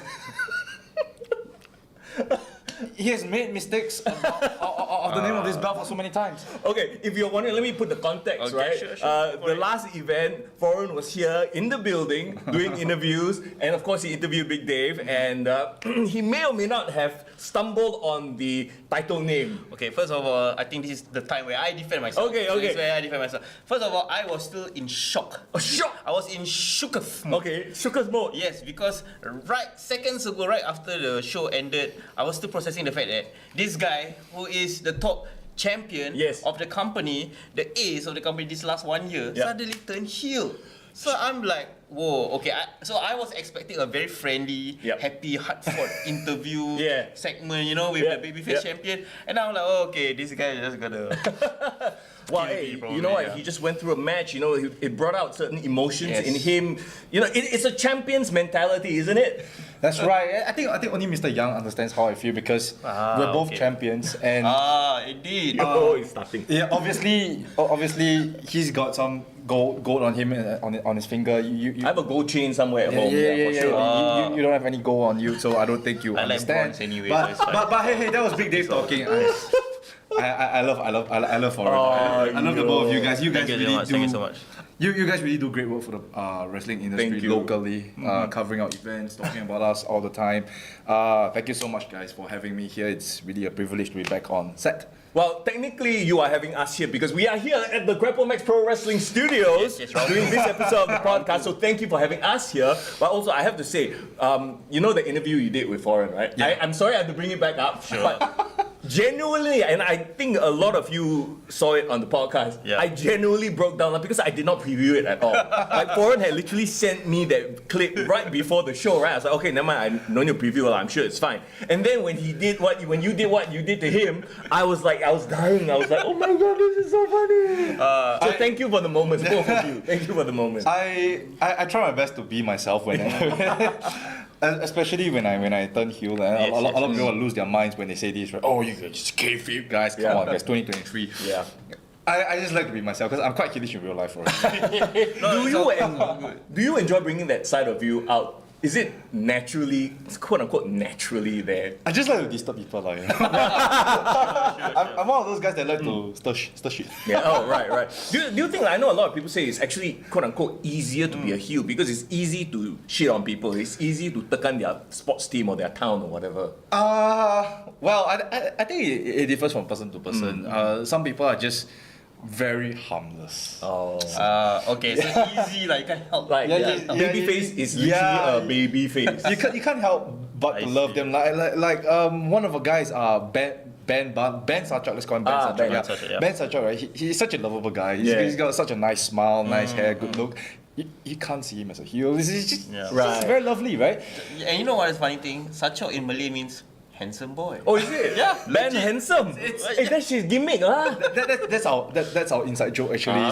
He called himself Sarchuk, and then because he's Cambodian, right? Yes, and Cambodian, we're yeah. like, you know, there's this Malay word Sarchuk, and it means It's the handsome, same and he was thing. like, I did not think of that. you go. So I don't know if it's real or not, or it was by intention or what. But, Okay, you know, okay. I'm pretty sure it's his real last name, man. It's like really... Yeah. that is his last name. Okay, yeah, just to be clear, just to be clear. Just like how we started the Opa thing with Jordan, this is what we need to start a handsome chant. Come anniversary show. Handsome. Or You should, yeah. The funny thing is, like literally, as I was coming up here, right? Ban and Jordan was at the bus stop below just now. Oh. I said hi, I shook both of their hands. So I was thinking to myself, now you brought this up, the two handsome boys are hanging out together. Hey! Guys, don't listen to him. They're real life enemies. Oh, right, yeah, they're my God. heated. What are you talking about, man? Aiyo! Alamak, this is like that moment in 1980s. Remember Jim Duggan kena caught in the car with Iron Sheik? Oh, right. Yeah. Okay, that's so Mr. Wrestling historian, all that, he can just pull out these references out of nowhere, man. Shows his age. Yeah, no, shows his commitment. Yes. Encyclopedic, yes. Yeah. He's a man of culture. But to be fair, I also want to add something. You know, it's great, you know, when the champion, the character can become heelish, right? But then I realized, right, it takes a lot of work for the person on the receiving end, right, to be in on the act or to play off the thing. Why, bro? You feel hurt? No, he tekan you. You know feel why? hurt. Because when he first did it. Okay. Oh, you were No, taken. when he brought me to his. Oh, yeah. I actually wanted to laugh. You were laugh. So I'm like, no, I can't laugh. Oh no, you must play along. You Yeah, must I must act scared more than love. So he's not wrong about that. And Yeah. when I do this kind of little nuances, right? Yeah. I always have this underhanded motive, underlying motive that I want to make the other guy laugh. You want to crack them and break them. Yeah. So this. I'm just gonna share it on the record right now. So every time when I get in a ring of a match, right, the bell rings, there's a stare down, the both guys walk close to each other and they stare down, all that kind of stuff. Yeah. And they will say scary things to each other. I'm gonna take your title, I'm gonna beat you up. Yeah. Now for me, I walk up to the guy, I like, do you like chocolate chips? and then Ramus, I got everyone. DJ Carl, I got Ramus, I got YC, and They then start giggling. yeah, and then Ramus's first reaction to me was, "Can I cuss?" Yeah. She was like, "Fuck you." With a serious face, with a serious face, like. Yeah. So I walked up to him, chocolate chip, while raising my belt and all that kind of stuff. I just like to do that. So I agree. No, it's all good. The funniest thing that you did in the ring during that match, I just want to bring up what happened. Because right before the match itself, you had the promo package, right? Yeah. And then I love Remus, but Remus had this meditation scene where he was under the waterfall. Was he really at a waterfall? Huh? So He legit filmed at a waterfall. Where can you find a waterfall in Singapore? there are places where you can find a waterfall. So Ramus, right? He does photography, filming, and he knows all these kind of places. Nice. So Ramus is also a very creative photographer, filmer. Yeah. So he had the idea where he wanted to sit under the waterfall and meditate. Like this is his fighting journey back up to the top, all kind of stuff. Very martial arts, very anime. Yeah. It was actually based on that. It was based on one of those scenes. And he said, "Okay, Dave, I want to sit under a waterfall." Like, you want to do what? So I'm like, dude, I'm just gonna sit in the middle of the ring and just talk to you. I'm not gonna what you want a waterfall, okay? But never mind, he's got a story that says Yeah. Okay. So I was part of the audience, right? So when we watched it, we were like, okay, it was Cool. Very cool. We were entertained. But the most heelish thing, right, that Dave did during the match, right, mid-match actually, was beating him up, kicking him on the ground. You know what he said? Yeah. Hey, you think you see the waterfall, you can beat me, is it? Huh? And then everyone popped their ass on and started laughing. So it was like, oh yeah. in my exact words, right? Yeah. I was like, Ramus, how I remember this phrase I used. Ramus, didn't you know? Water puts out fire! Yes, I remember that also. I saw that Someone scene. mentioned that. Oh, Yeah, that was hilarious. Yeah. So the trash talking, the moment you dial it out, right? I tell you, it's like it's definitely heelish. Yeah. We were like, oh, come on, this guy, that's just mean. Yeah. But you can't help but laugh. So I think as a heel, I think maybe that's the kind of reaction that you get a kick out of, right? Yeah. I mean, being a heel is very fun and all. And people have different ways of being a heel, and people have different perspectives of how you want to be a heel. I just like to have fun. Is it ever a thing where, like, you know how certain people who are heels, right? But they're so funny when they're heels, they inadvertently become a babyface. You know what I mean? Like, we've seen it happen so many times. Yes. I'll give you one example right off the bat, Kevin Owens. Yes, Kevin Owens. Yeah, I love Kevin Owens. His work especially. I derive a lot of what he says as part. I learned from him quite a little bit. So you may or may not see some similarities here and there. But yeah, Kevin Owens is one of them. That is a legend in this business. It's pretty cool that you mentioned it because I wouldn't have thought of it. Yeah. But now that you say it, now I can't unsee it. Like I really see all the It makes sense, right? that you've been doing, yeah. Well, I mean, he has some influence, but a large part is just me trying to be comfortable under my own skin. I don't want to be something that I'm not. Not saying that people shouldn't do that, because some people are better at being something they are not. Yeah. And I think wrestling is a free art form, and everyone should be doing their own thing. You like to flip, go and flip. You like to do submissions, go and do submissions. Just don't hurt anyone in the process. Just make sure what you're doing is good, and everyone's having a fun day. At the end of the day, it's for the audience, So you gotta feel comfortable under your own skin and all. Yeah. What's very interesting is, right, I want to bring it back to the last time we actually had you on the show, right? 2019. So the big thing about 2019 was, of course, before the pandemic, Kick to the Gut just started out, I think, barely a year, and we were like starting to get to know all the wrestlers. So one of the biggest rivalries during that period for GrappleMax was, of course, your huge epic rivalry with End Boss. At that point in time, he wasn't the End Boss yet. He was actually the babyface and you were the heel. But then, at the end of that so-called culmination of that rivalry, both of you shifted switch roles in a way. Yeah, we did a double. Actually, well, way back then, we were just doing exhibition matches. We weren't really very precise with our creative. We just wanted to put up good matches and all. And it just so happens that Greg and I, we have such a history in the Singaporean scene, and the story writes itself. Yes.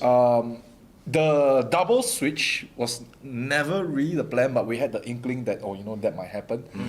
And then lo and behold, somehow the heel becomes the baby face. And So isn't it really cool that you literally turned babyface around that period that we had that last interview, and you've probably had like your entire 4-year run since then has been like the main babyface. You literally ran his entire course, and here we are, full circle moment back again at the point that you've just turned heel. Isn't that crazy? Yeah, it's been 4 years. I've been babyface for so long, and personally, I'm not a great babyface. Okay.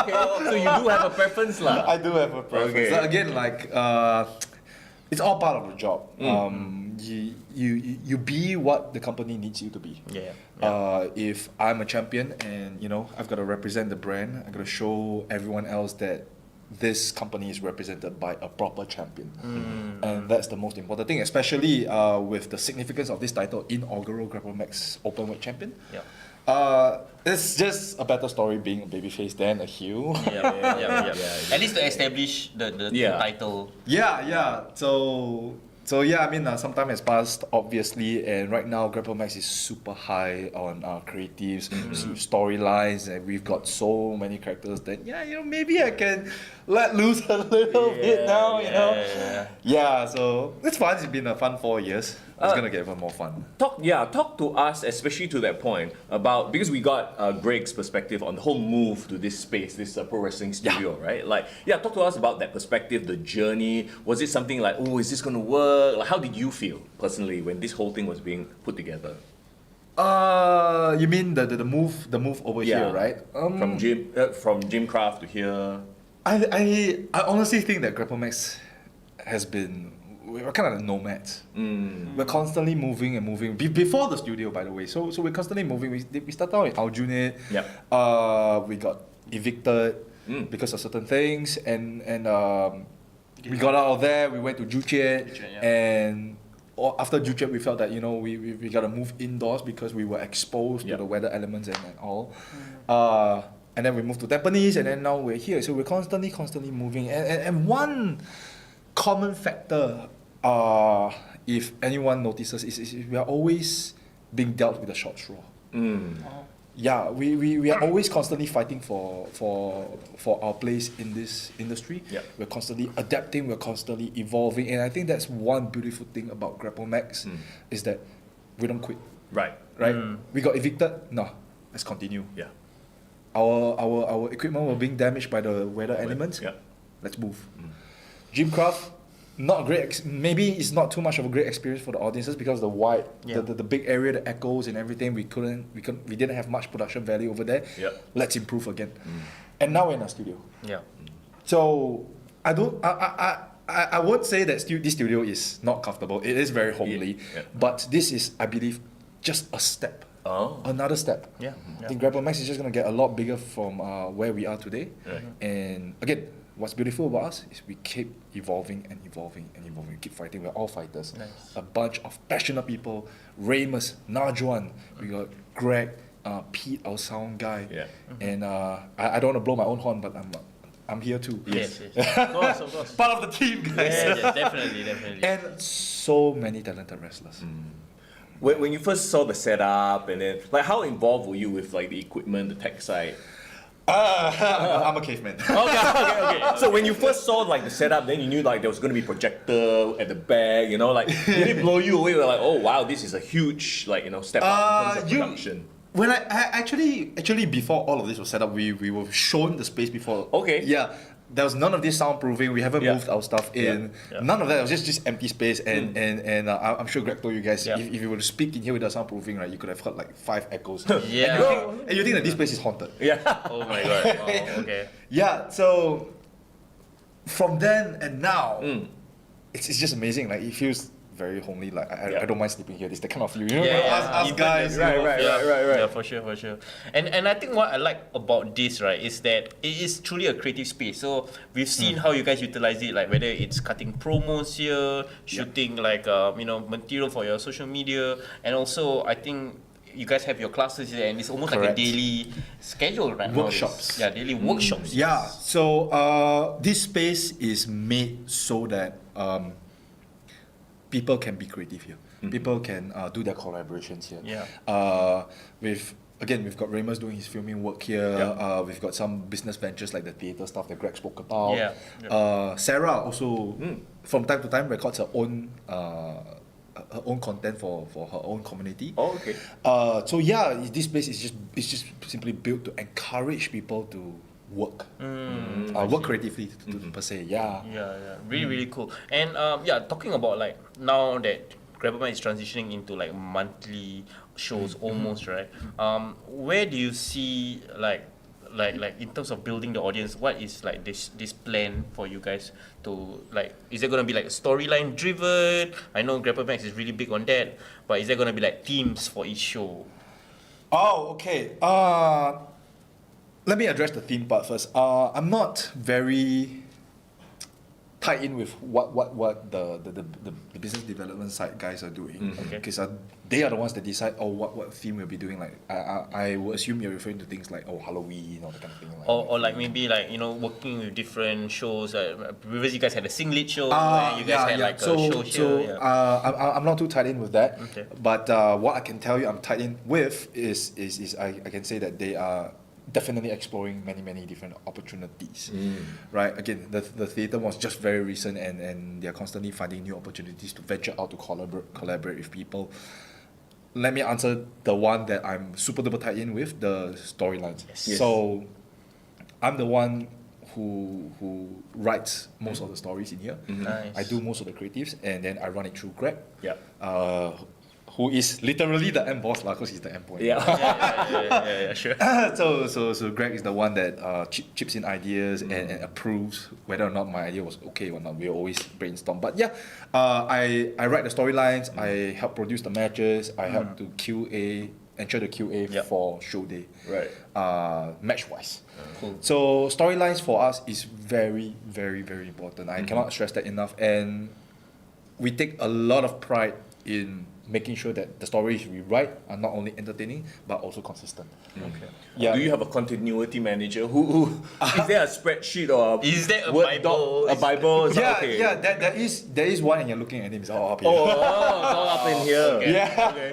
So even down to the small details, like for example, this is very hypothetical. Yeah. Dave might have accidentally stepped on the toes of Sarah. Yeah. And then 1 year later, boom, Sarah versus Dave, and then they'll be like, Dear God. I'm just giving an example. Really cool. The reason why we are so hard on about the storylines and the creatives is because we use all of this as a base to help propel our talents as characters. Yeah. Right? When you look at GrappleMax wrestlers, you don't see anyone as similar to the other. Yep. Right? We are all very unique people. Aussie, Sean and YC. Yes. Right? Wilson, Ramos, even though they're Inglorious, they're still very different individuals different with characters, different personalities. Yeah. Right? Of course, we don't have something as extreme as an Undertaker in here. Right. But we Yet. yeah. But we kind of like real people, real stories kind of thing. Right? Even Joseph's. Right? Bro, when you said that, right, I just had this weird thought in my head. Okay, imagine a Pontianak dress wrestler having a match. You might find it in Halloween. Halloween episode. Yeah. Maybe, So we are we tend to focus on helping these guys to bring out the best in them rather than trying to change them. I got a question then. Yeah. Yeah, like, okay, most people might call that the role of like a booker or like someone who's like a creative writer in the company, and there's also for a bit of insider wrestling, like an agent that helps to produce the match, right? So where does your role fall in those All three three. categories? Yeah, all three. Is it a combination of all three? Yeah. I think I have a lot of hats in my cupboard. Okay. If that answers the question. So yeah, I do everything. I wouldn't say 100% everything. Okay. So what I'm currently doing is I work with Greg to produce the storylines, the character work, and of course there's got to be some experimentation, but we'll put it aside, right? Yeah. And then I'm the one that liaises with Ramus on the promos, and I've been trying my best to be as involved in directing how those promos happen. Ramus still decides on some promos of how the storyboarding will go, like Storyboarding, scene A, scene B, that kind of thing. Sometimes I will suggest to him how certain storyboarding will go, and we'll work together on that with liars. And then I also help guide our guys on how to speak, how to body language, how to make their promo much better than This is really on their cool. own. I literally came here a little bit earlier, right? Yeah. So I got a glimpse of it actually. And I mean, before you jump into your next thought, talk to us about how that that camaraderie. Because I see you guys laughing. I see you guys having a lot of fun filming these promos. Yeah. I think at the end of the day, we are just a very small community, small growing community that loves wrestling. We have a huge passion for wrestling. And we are just very tight with each other, and we want this product to go beyond the moon. Right. Right? And I mean, sure, sometimes we say stupid shit.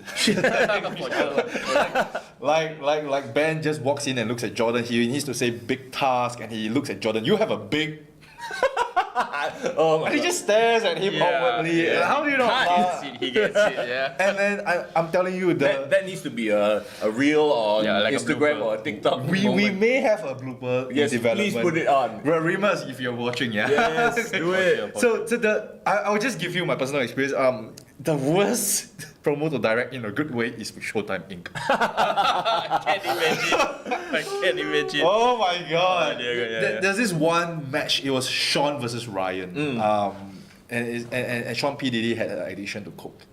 I get it Now now. you get- Oh my god, I just got it. Coca-Cola. Yes, but yeah, you get I just the. got it. Okay. Yeah, you have to say it out loud to understand it. Yes, yes. Right. And that one scene where Sean asks for one more chance took him 7 freaking takes. Jesus, all of us were sitting there. We were all like, oh, can you hurry up? It's like 10:30 p.m. at night.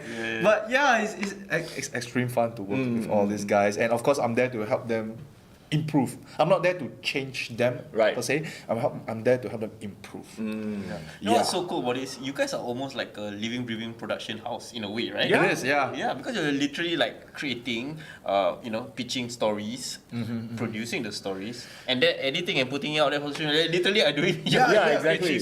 Funny you should mention that, and that was the last point I was going to. After the liaising of the promos and everything, then we got show day itself. I'm the one that also helps to produce the matches. Now, of course, the senior wrestlers are going to have a better idea of how matches are done. Yes. Yep. How it's Right? supposed. And all I've got to do is again help them improve. Right? Just give a pointer here and there, and then I also help guide the lesser experienced wrestlers to make a simple and good match. So yeah, again, I spoke about QA just now. Like, this angle will be better, or if you do this action, it will be better, that kind of thing. Yeah, so show days are quite hectic. So that that for me is a top to bottom process. Every time there's a show. It sounds really satisfying, like really fulfilling. It is, and the most satisfying thing, right, is when I'm standing back there. If you watch our GrappleMax, ever since you moved in, if you watch our GrappleMax matches, right, you may or may not see me standing very openly in the corner. Okay. And what I'm doing, I'm just standing there watching the matches because I help produce them. And when there's a good reaction, and it's like everyone's like, 1, 2, 3. You know that 1, 2, 3, that very huge pop. Yes. At the end, you know it's a good match. Yeah. I'll be like, Proud daddy moment. yeah, it's a proud daddy moment. It's a Papa H moment. Papa bro. H moment. Yeah, I was standing there in my tights, in my singlet. And then I realized, shit, I shouldn't be doing that. Especially now with your character. Right. No, but I'm really, it's something that we're building. It's all about our grassroots and community, and building all of this and seeing everyone not only enjoying but also succeeding at what they're doing. It just really it just feels really good. Yeah. Okay, before we jump into the preview of this weekend's anniversary show, this Saturday, by the way, hope to see you there. We will be there, your boys, Foreign and Mr. Young. But let's talk about some of the other events that you have lined up, because I know that you guys are doing one in December, so every Yes, month, right? But yes. then there's also another one that's happening. Yeah, so normally, right, we have one show every month. Correct. But this month, we have two shows. Yes. One is, of course, everyone knows that's going to be our anniversary next week, but I think 1 or 2 weeks after that, it's going to be a collaboration with Stardom. In Japan. Stardom Japan, but in Singapore. Oh, okay, started Japan. Understand. Is this the first time it's officially announced? I don't think I've heard it on social media or like. I mean, we know that you guys have a working relationship. So we will be collaborating. I mean, we have a working relationship now with Bushiroad, which owns Stardom and Yeah, New nice. Japan. I mean, the news has been slowly releasing over the weeks. Yes. You've seen tweets, Yeah. you've seen announcements, Yes. and you kind of like start to connect the dots. And here we Yes. are. So yeah, we are collaborating with Stardom, and Awesome. this is the Bushiroad Expo at Anime Festival Asia. Some people might call it AFA or AFA. Oh, nice. So That's huge. yeah. So it's a big anime convention. Yeah. So on the 24th November, 25th and 26th, we will be putting up 2 matches. Ladies wrestling and tag match. Nice. So 1 ladies, 1 tag throughout all 3 days. So 6 matches in total. Can you announce any of the matchups, any of the wrestlers coming down from Stardom? Do you know? Can you let The us know? Stardom Cannot? wrestlers. The Stardom wrestlers, I'm not so sure. lah, Okay, actually. okay. I don't have in-depth Sure. detail. But Sure. what I can tell you guys is who is going to be performing on those days from GrappleMax. Oh, okay. Nice, okay. Yeah. So this is on 24th November, Friday. The matches start at 1 p.m. So that's our bell time. Our match is going to be Mingray versus Sarah. Oh, Nice, okay. So it's yeah. a showcase Okay. for the ladies, right? Yeah, and then the second match is going to be Julian and Prabhu versus Simon and Ryan. Oh, cool. Oh, nice. Okay. Okay, so you got showtime. For it, we might have to go and do our cosplay, dress as some anime characters, just to go down the anime festival to check out the matches. Oh my I think god. I think in the local wrestling community, I think people will be cosplaying like you lah. You're celebrities enough. No, I don't think so. Yeah. No, not quite. but- Shout out to our 10 Patreons, guys. Yes, Shout thank out. you. You guys are the most important 10 Patreons. Yes, y'all can dress up as us. Yeah. Okay, It's so, very simple, just wear a shirt. so we got Saturday, 25th November. First match TJ versus Mingray. Nice, TJ. And second match we got Aussie versus the team of Inglorious, Wildfire Remus, and Wilson. Oh, cool. Hotshot Wilson. This is happening at some sort of expo, right? Like It what- is, yeah. I don't know what the layout is going to be like, but it's going to be part of the expo. Right. So, I mean, if you start hearing loud music and bang, bang, bang, bang, I mean, if there's anything I know, the anime scene or the cosplay scene in Singapore is massive. Huge. Humongous. Yeah. Huge. People from overseas will come down also. yeah, I actually used to be part of that committee last time. I used to cosplay last time. Really? Where are the photos? The guys? maid costume. We need to see the maid Give costume. me the photos, guys. And it is a very bustling community, Yes. and that was years ago. Right now, it's even bigger. Do you see a lot of parallels actually between them? Because like fans love to dress up, play act the characters. Yeah, cosplay and- as a character. Yeah, and it's kind of like, wrestling is kind of like, similar lines, right? I'd say so. But if I would cosplay as Goku and can actually legit shoot Yeah, Kamehameha, yeah, that would be exactly. great. Yeah, But yeah. that's the fun of it. We get to play dressed up and be our favorite characters. Again. Saturday also starts at 1, all day starts at 1 p.m. And then the final day we've got Sunday, 26 November, we got TJ versus Sarah. Uh-huh. And then the second match is going to be Big Dave Oh. and Jordan versus M-Boss Gregory and Ben Sachak. Oh. So is this in storyline? Is this a continuation of whatever gonna happen from 7th anniversary? We're still trying to work out the Right. details on whether or not it's going to be canon, but because this show is kind of a little bit one-off. Yes. And it's more of like an exhibition. Yeah, I but understand. so the goal here is for us to showcase Yeah. Yes. what we can do with our wrestlers, showcase to a different different audience. Yeah. Yes, Yeah. different audience. So I won't say that it's gonna be canon entirely. We haven't decided on that. Yeah. What I really want to know is, are you guys gonna dress up? Will you guys be in cosplay? I think I'm already dressing up lah. I mean, you don't really see someone wearing like spandex. True. Yeah, that's for sure. Yeah. One thing I like to highlight about this is you can see, you realize there are 3 ladies matches. Yeah. Yes. Yeah. Yeah. So I mean, 3 ladies matches. I think it's very cool that we are able to do that. Yeah, yeah. I think our ladies, I wouldn't call it division, ladies group, ladies division. I'm not too sure what the right word is, but yeah, we're slowly growing and everyone's slowly getting better. And it's very good opportunity for the ladies, and I'm so proud of them for making that work. Very, very cool, because I'm just thinking back. I think the last time New Japan came to Singapore, I think was also for this anime festival, right, in 2015. I think it was called Kara Expo. Kara Expo. Yeah, right? but it's the same, more or less the same thing. Okay, yeah. okay. I remember Tanahashi did a show and like came to Singapore TV and had to promote their event. Yeah. Oh, I still remember. Yeah, me and Greg back then with GST, we were actually part of the show. We were wrestling, and then suddenly Nakamura walks past us, and both of us in our cheap wrestling gear might have been swimming trunks. Oh my god, it's Nakamura. This was way back then, and then Nice. Nakamura just walks past us and he like, just nods his head, and then like, oh, I breathe the same air as Nakamura. Wow. Amazing. So so this is very cool. So in essence, people who are going to the show can expect something similar to that, or like Marina Bay Slam, like a layout similar to that, right? I would say quite similar, but again, I have not seen how it's actually gonna look like, so I can't say. But yeah, maybe you have similar atmosphere. Nice. I'm very curious how Stardom or New Japan will kind of promote on their side for this event. Okay, so this is where I'm gonna draw a line and say that I purely write the stories and I do the booking. I don't know about all the business stuff. Okay, fair But enough. I do know that how our partnership is gonna be like with them. We're gonna be supporting them in terms of logistics and manpower. So I think this wrestling gig that we have is something that maybe Greg has negotiated for us. Now, of course, I would like to have more gigs like that. Sure. Yeah. Under the New Japan Bushiroad Stardom banner, if you will. Yeah. And again, it's such a huge step forward for us. Yeah, just a couple of years ago, we don't know if we're going to survive COVID. Yeah. And then right now, we are in this alliance of massive promotions backing up Bushiroad's New Japan, and Stardom is huge. Yeah. Yeah, that's really cool. The one last thing I wanted to ask is with regards to this subject, right?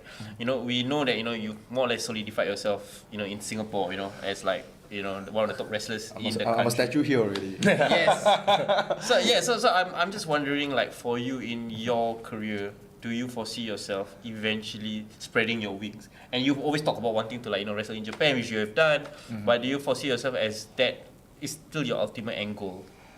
I mean, over time, life goals change. I wouldn't say no to that possibility, but it's much. I would say that it's a lesser priority as it was back then.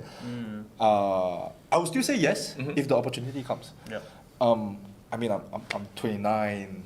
I'm still young. Yeah. I think Okada is only JY is only 1 year older than me. Who's to say I can't reach his level? Exactly. Will Ospreay is also 1 year older than me. All the best wrestlers. I would love to be able to open up my wings and fly, but I think right now, what I want to do is to make sure that GrappleMax gets even higher than when it is, and maybe also spend some time out to take care of myself. I've been actually working with a back injury for like a year. Oh wow. Wow. Okay. Yeah. Oh my god, we see a Seth Rollins parallel going on here. Yeah. Yeah, so some people might have heard this, some people may not have heard this, but the back injury is bad sometimes that I can't even sit properly. Oh wow. Yeah, so maybe I'll take some time off to nurse myself and work behind the scenes. Then when an opportunity comes, I'll definitely go. Nice. I mean, health is important, I think. Yeah. It is, yeah. Please, take a rest. Okay. Before we jump into maybe you can, I don't know, give us an idea of what's happening in December. But before we even get there, let's talk about this weekend. Oh God, Yes, yeah. Saturday, Stacked. November the 11th. It's your 7th anniversary. 7 years. I mean, I feel old. Yeah. What does that mean when I say 7 years? How do you feel? Old. Yes. But the first anniversary in this new place too, so it's like a new beginning. Yeah, it's a Evolution almost. Evolution, yeah. it again. I like how you guys phrased it. Evolution. It's amazing. The card you see today, and if you compare the card that you see maybe first, second anniversary, you can see the difference. Not just in the roster depth, you can also see the production value. Oh, of course. Yeah, and the Yes. presentation Yep. and everything that revolves around it. It's grown so much back then. Again, I keep talking about how far we've come, and also new faces. I would say entirely new, but they debuted this year, so I think it's new. Yeah.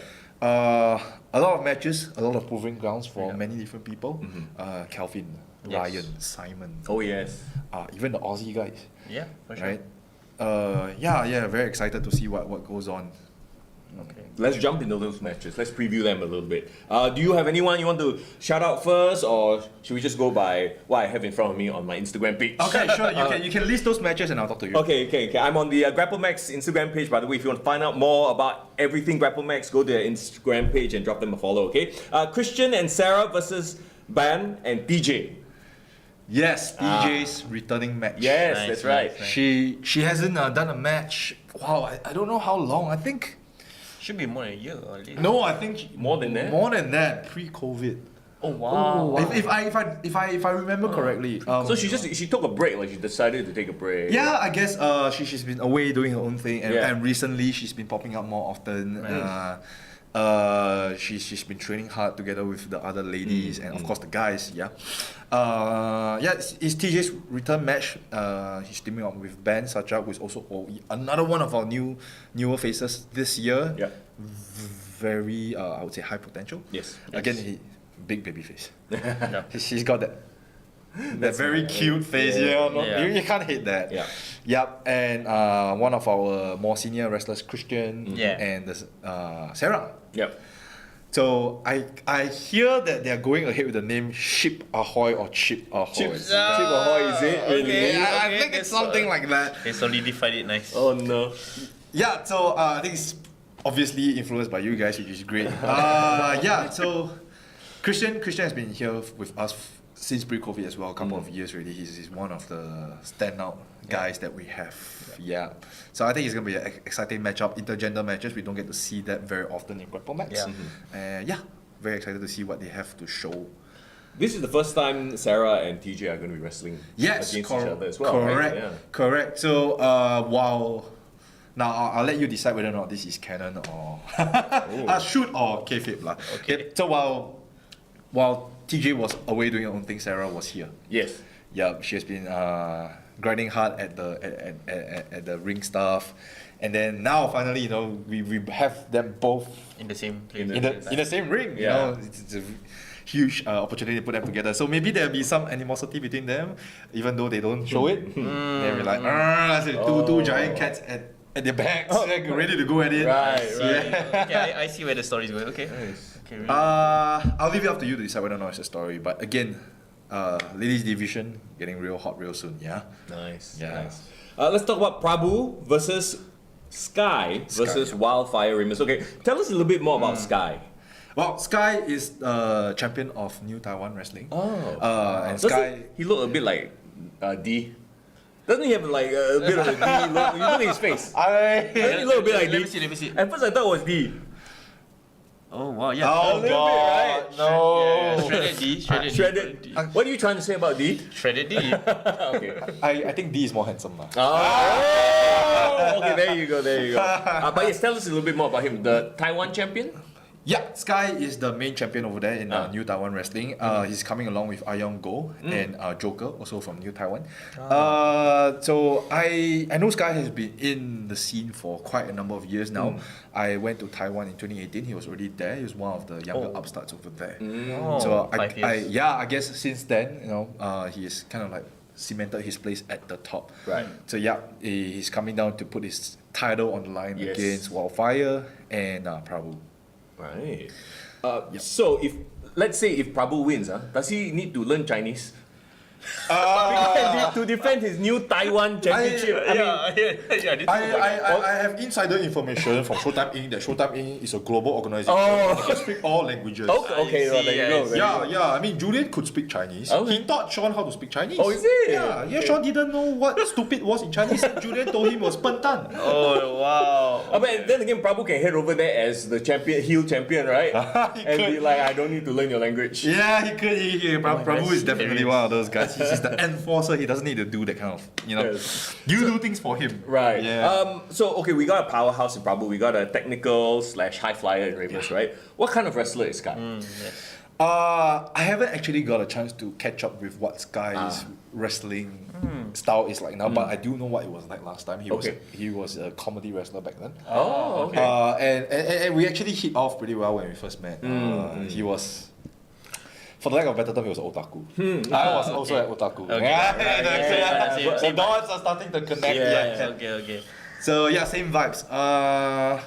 Again, because of the pandemic and just how little travel is, I haven't gotten a chance to catch up with him. So yeah, we get to see this Saturday. But this championship title, is it considered like their main title in New Taiwan? It is New Taiwan's main championship. So our openweight title is their equivalent. Yeah. So this is a very prestigious match. It is. That either one of the two Singapore boys could actually take it Correct. and represent Taiwan. Correct. for that promotion. And Correct. it's pretty cool because we might assume that he started out as a comedy wrestler, might have already evolved into like a main eventer. Yeah, which is something exciting different, which is exciting for me. You know, one of the main reasons why I don't really keep up with wrestling is because I want to be surprised. Oh, okay. Yeah, so when I see things for the first time, I'm like, whoa, this is damn cool. you know? Yeah, that's really interesting. And New Taiwan, do they have this so-called partnership as well with Bushido, or is this like just your own partnership that you guys have? I believe they do. Okay. Yeah. Okay. I have to fact check that. Someone fact check that for me. Yes. But I think they do. Okay. Yeah. There you go. Very interesting. Yes. Let's talk about Julian and Kelvin versus Simon and Ryan. Why the laugh? Why the laugh? Anything that's related to Showtime, I mean, Yeah. I think if you watch the previous show, you will understand the dynamics. even better. I hope you get to put some time off to watch the Showtime in Right. Civil War match. It's like a Tom and Jerry show. Wait, so Julian is Kelvin is the intern, right? Yes, the He won that match at Amplify and he qualified to be an intern. Correct. So now you have boss and intern, kind of boss and intern versus two. I would consider them fresh faces, Simon and Ryan. Yeah. So if you think about it, actually, apart from Julian, everyone else is a fresh face. Yes, that's true. Yeah. Now Kelvin is a very funky character himself. He looks like that very innocent chipmunk that cannot do any harm. Okay. Yes. And might not be too popular with the girls kind. Oh, I don't know. He says that himself. Let me have But- a closer look. there. His ad says otherwise lah. Yeah. Yeah, he says that he keeps telling me that he's not popular with the girls, but I say just take your shirt off and That people will point. think otherwise. You guys literally forced you to take off his shirt to conduct the interview. So. Yeah, so he's that intern, the very innocent intern that just graduate, ready to fly into the world. I see. Working at Showtime Inc. We got Kelvin. Very promising upstart. Yep. Quite a funny fella. Simon, I don't have to introduce him. You all know Simon and what he can do. Great Simon story, yeah. is amazing. He's a very soft-spoken guy, Simon. Yep. Very agile. He just gets it. Yeah. I wrestled with him a match and it feels different when I wrestle with him. Even though he speaks mainly Chinese. Yeah. And my Chinese is not that great. My Japanese is better than my Chinese, to be honest. Oh. Wow. Okay. Yeah.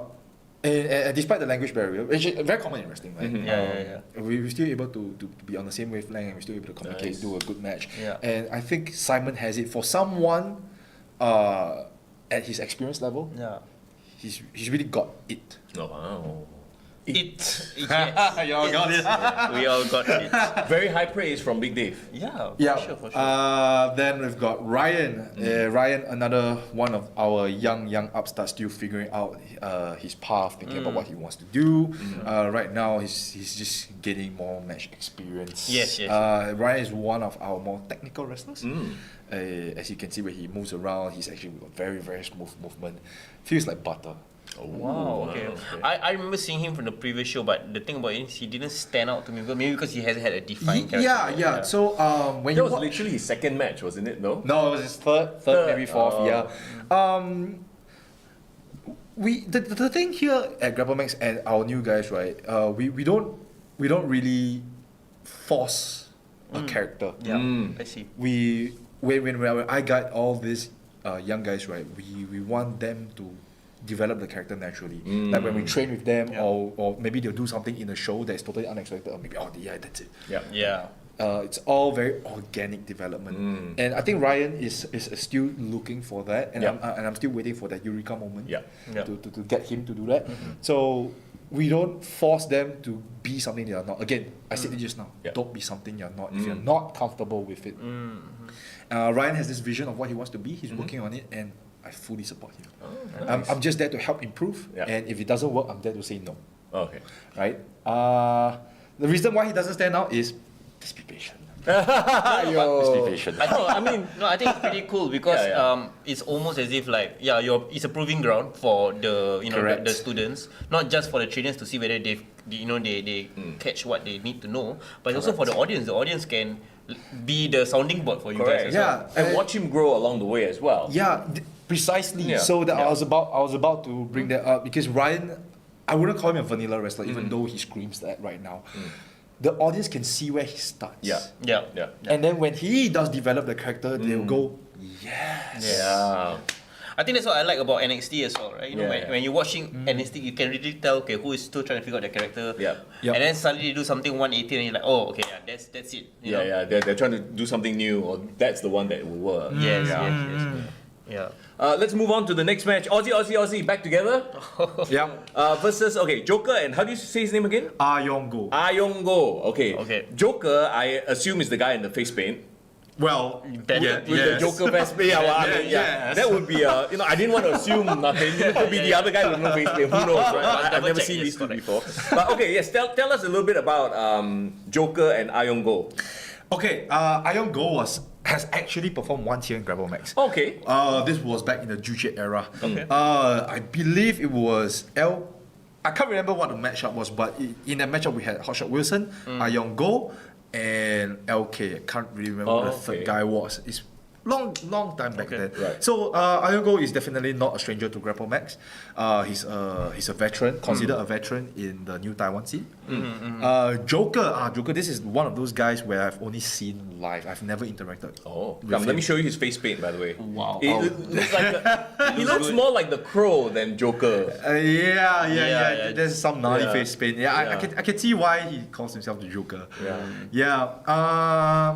Again, Joker is just like Sky. I don't really know too much about Joker. I've seen him perform, yes. I've seen his work ethic, yes. But didn't have the time to interact with him, so I can say that he's one of those. I wouldn't use the word weird. Mysterious? Enigmatic. Yes. The word. Enigmatic.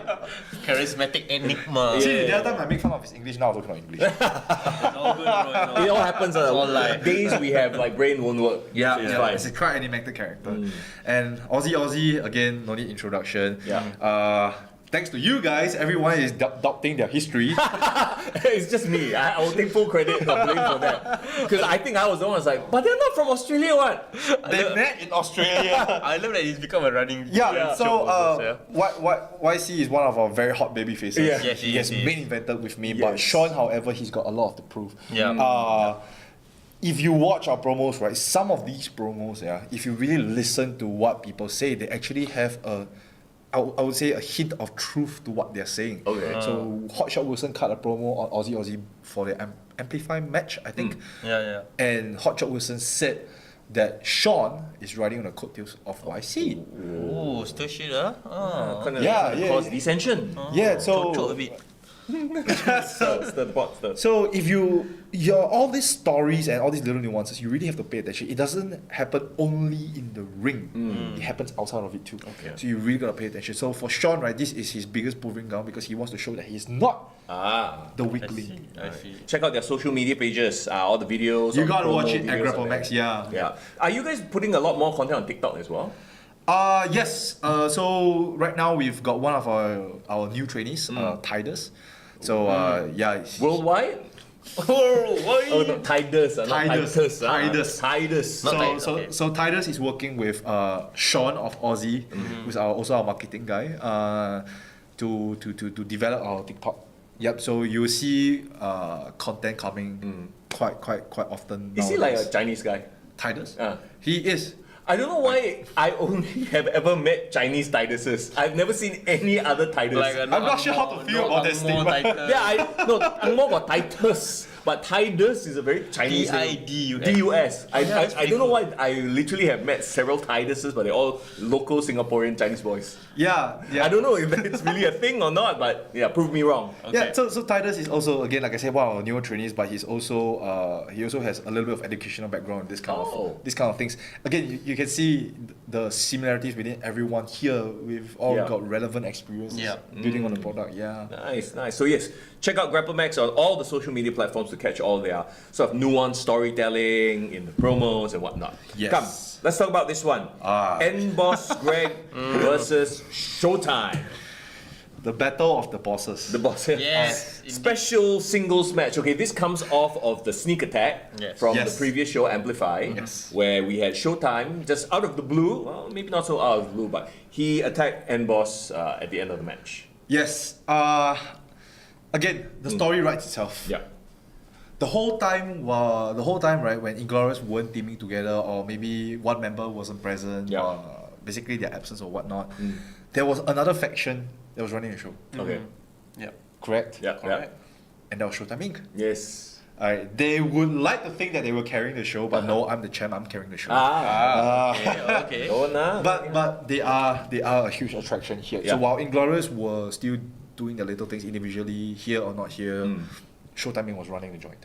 Yeah. Right. And then if you see, as of recent, suddenly Inglorious start to climb up the hill also. Yeah. But Raymer suddenly got title match, Greg returns, and then Wilson, Hotshot, challenging me for the title. Yes. And suddenly they're the main event, and then Showtime is like, wait a minute. Yeah, sounds like what Val would say. Yes.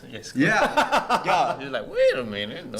So I think what Showtime Val obviously his motivation here is, they're running this joint. You guys are of the past. We got more guys than you, kind of thing. Right. That's my words, not his. Okay. So more like Judgment Day trying to say that, I think the bloodlines time is over, Yeah, that's a great comparison. Yeah. Okay, I love the fact that, GrappleMax is big enough to have two factions vying, because usually I would say like it's always like one at a time. Correct. Never has there been faction, and that's usually the best time in wrestling when there's factions. Yeah, there's multiple stories going on. Have they worked together before? Have they fought before? As Showtime Inc. versus Inglorious, or like On in its general, own? they have to have, right? I feel Val, like. correct. definitely. I mean,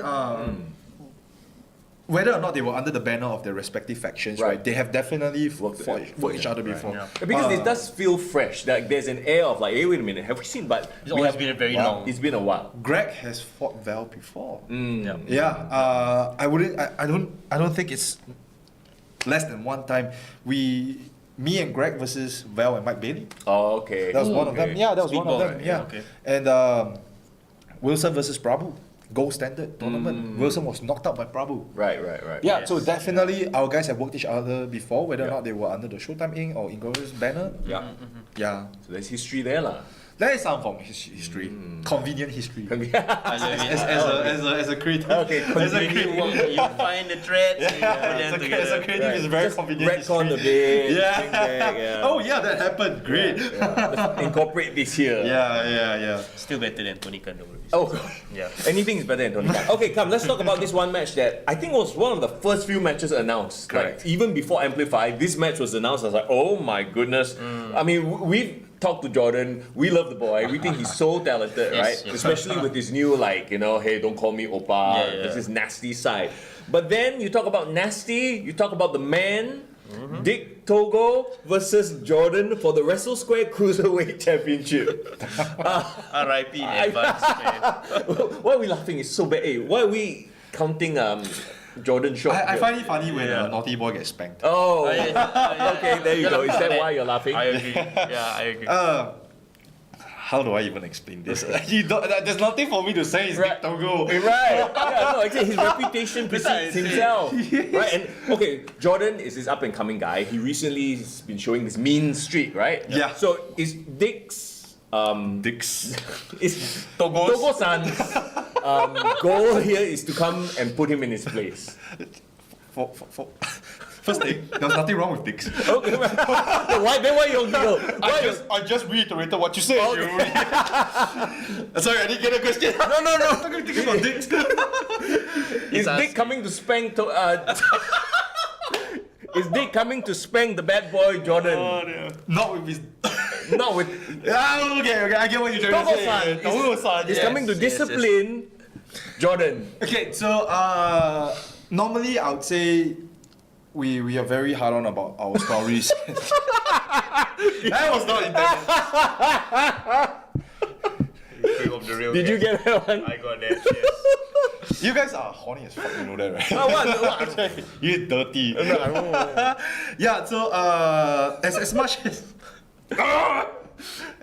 as much as we want to write stories all the time, there needs to be a mix once in a while, like exhibition matches. Sure. I personally would like to think that this is more of an exhibition match rather than a storyline match. But every match can be used to drive a story. Correct. Right? Even though it's an exhibition, it doesn't need to be a random throwaway match, right? Correct. It's just, Correct. hey, Yeah. what I can take, I can get. I'm one of those guys. I take whatever I can. So it helps to not only build Jordan's character, Yeah. show what he's made of, especially against a guy like Dick Togo. You think that the stress is off the roof right now. He's got to prove not only to the audience that he can hang with Dick Togo. Yeah. He needs to be able to prove to himself. That's true. Yeah. Yes, And yes. who knows, right? After the cruiserweight title match, we might see a new champion. Then the question is, who is the new challenger? Yeah. Who can even step up? Yeah.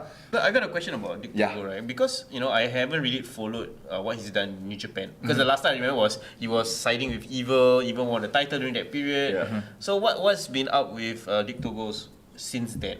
If to catch up on the story, because I'm not sure what's going on with him. So I would think that Dick Togo is, I think he's currently a mainstay at New Japan. He's working very close with the House of Torture. He does matches multi-man matches every now and then. So he's not like a one-off thing. So he's also not I would say what they call exclusive member. Right. So he's always there. Yeah. So very involved, I would say. Okay. I have a question about logistics in that he cruiserweight man. He's quite a big, muscular guy, I'm gonna go ahead and say that I'm the one that works with the pieces that are given to me.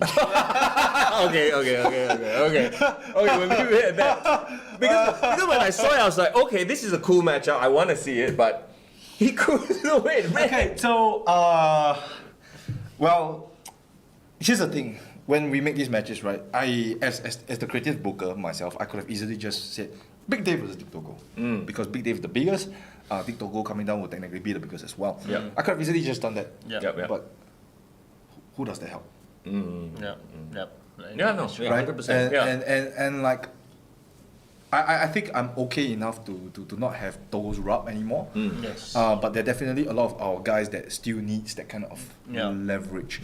And definitely if one person were to constantly book themselves with high profile guys, then only one guy Yeah.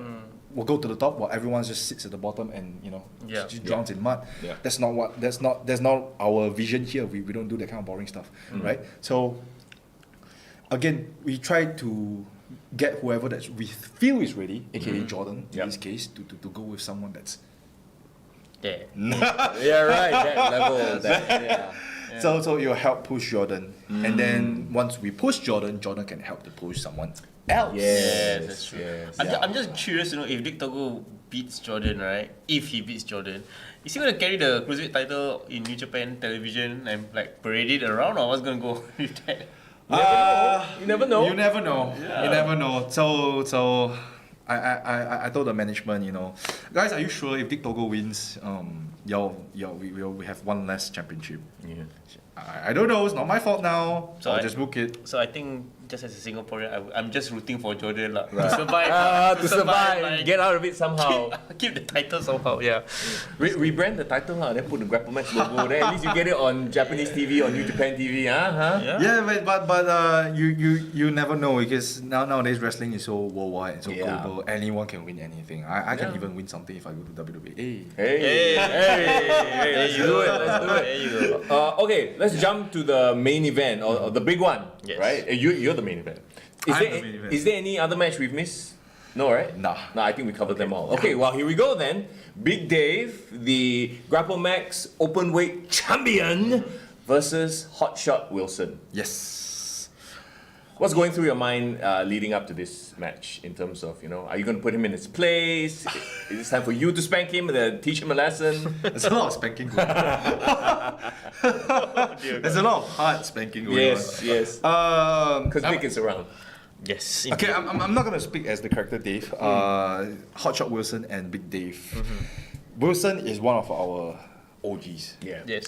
He's been here. He's not the most senior for sure, but he's Yeah. one of the most senior. Yeah. He started training in 2017. Yeah. Imagine it's been Wow, six 6 years. 6 years. Yeah. And I think he mentioned the other day this is his first title shot. Oh, Yeah. Wow. it is, huh? Yeah, for any championship. Yeah. So Wilson in the past couple of anniversaries has been involved with international matches, and I just found that out like last month. Like he one time he was facing Dick Togo, another time he was facing Masa. Yeah. Crazy. Yes, Masa, I remember that match. Yeah. So Wilson is one of our reliable workers. So the story, if y'all know, Wilson's first match was actually against Big Dave. Oh. Like his graduation match. Graduation. Oh, yeah. I Yeah, remember so that. graduation matches are still a thing now, but we don't blatantly call them graduation matches. Yes. anymore. I remember Disguise. the disguised graduation match with Greg and Ryan. Yeah, so Wilson debuted against me to a losing effort, and since then, right, we have actually been fighting. Every year there's gonna be a Dave and Wilson match. Right. So we actually had this running joke between us, right? We have done so many matches. We have done like 8. Wow, through the years. 7 or 8 around there. Literally once a year, almost. Yeah. Yeah, and we even have this separation whether or not it's canonical or non-canon. So in canon, right, he actually has more wins than me. Oh. He's leading me 2 to 3. Okay. He has 3. He has 3. I was like 3 to 2, sorry. Yeah. So he has more wins on me than I have on him. Oh. But But Okay. if you add in the canon stuff, it's a draw. not non-canon stuff, it's a draw. oh no, we only deal in canon here. Yes, we do see. things So we properly. actually had once we had this dark match at MBS, right? We weren't on the card originally. So we had I this see. trial session, and then Yeah. there's this one exhibition show off match or Yeah, something. yeah. I can't remember what it's called. So the other day was very random. It was just Wilson and me. Yeah. And then we weren't scheduled to be on that match. Yeah. And then I'm like, oh shit, I'm wearing my pants, I'm wearing my sports shoes. Then Yeah. Wilson also said it. And then we just wear our PT shorts and go out and wrestle.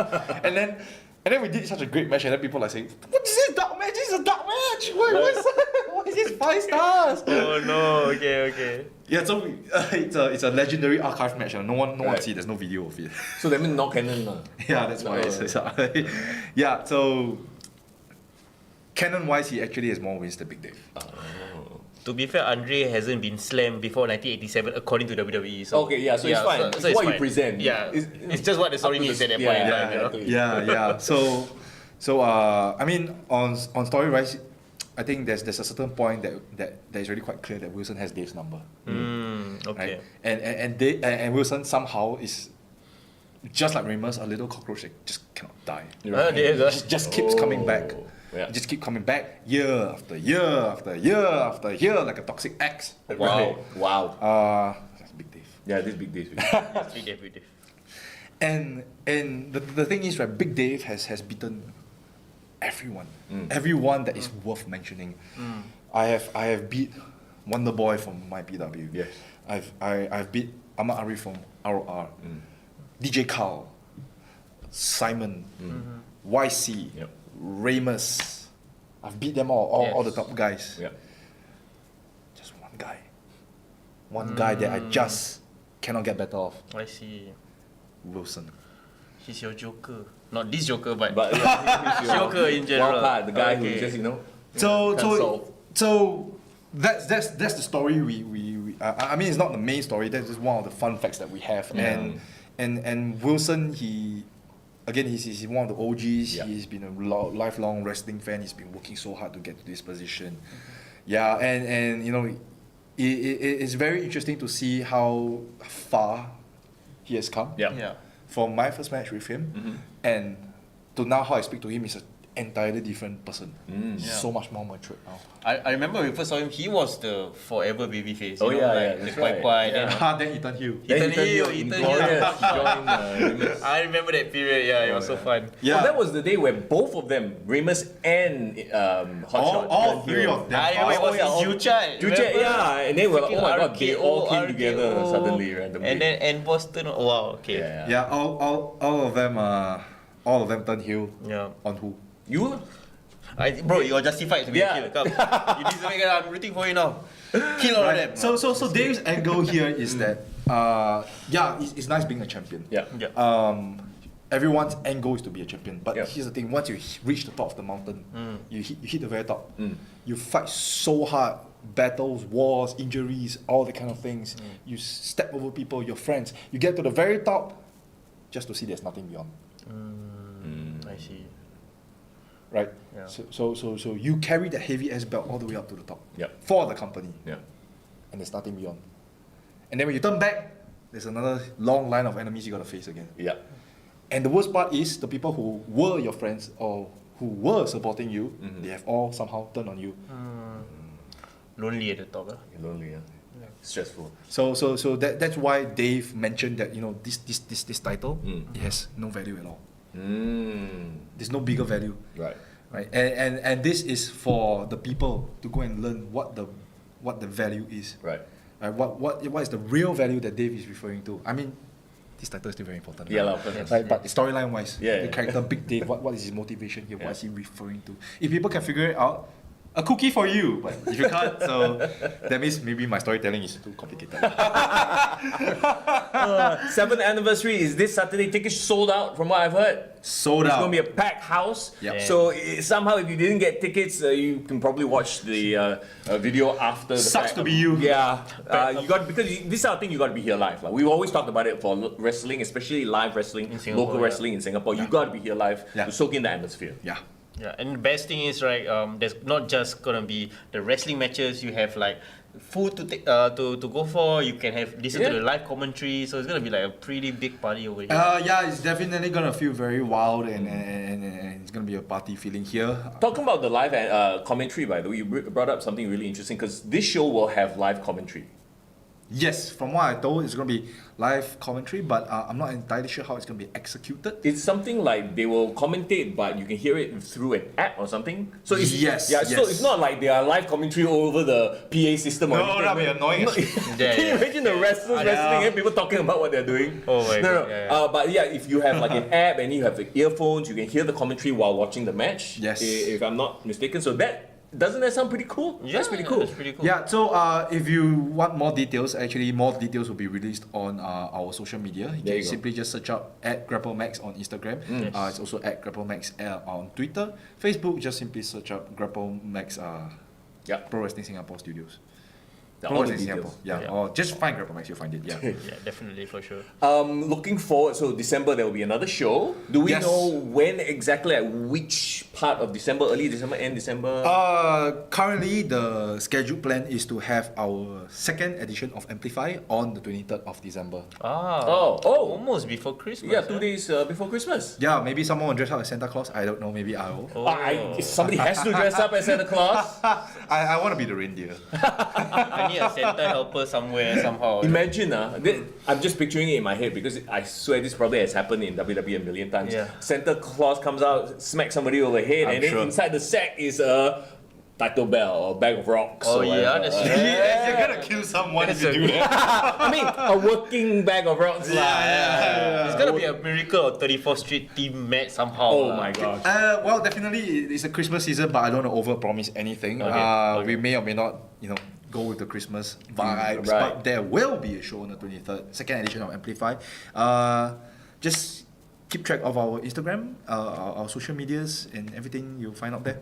There you go. for sure. Awesome.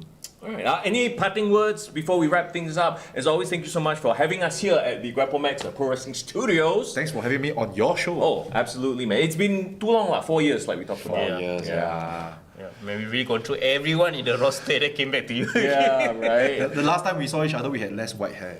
Oh my god. I that's don't so think I ever true. had this beard. I think I was just still. No, yeah, you're still fresh face Yeah, or fresh like face, baby yeah. face. Now he got some like edge to him already. Like. Time He has some Adam Copeland. to Time him. has aged us all. Okay, anyone? Anything you want to say to anyone? Give somebody a shout out. Send some love. Yeah, I just want to thank all GrappleMax supporters for supporting us on our 7-year journey. It has been very insane. Rocky to say the least, but you know, we are a group of fighters and we are a group of passionate fighters. We'll keep going and going and going to give you the best product that we have. So stay excited, stay frosty, keep watching us, and get your English right. O level. A2 only. Sorry guys. Sorry I popped him. I said it's my goal to pop him once. I popped him. So I feel like I think I could never do segments. Please don't let me interview him ever. I will die. I will just lose. I'll be the one videoing. No professionalism. I'll be like. chocolate chip. Open, let me see you try.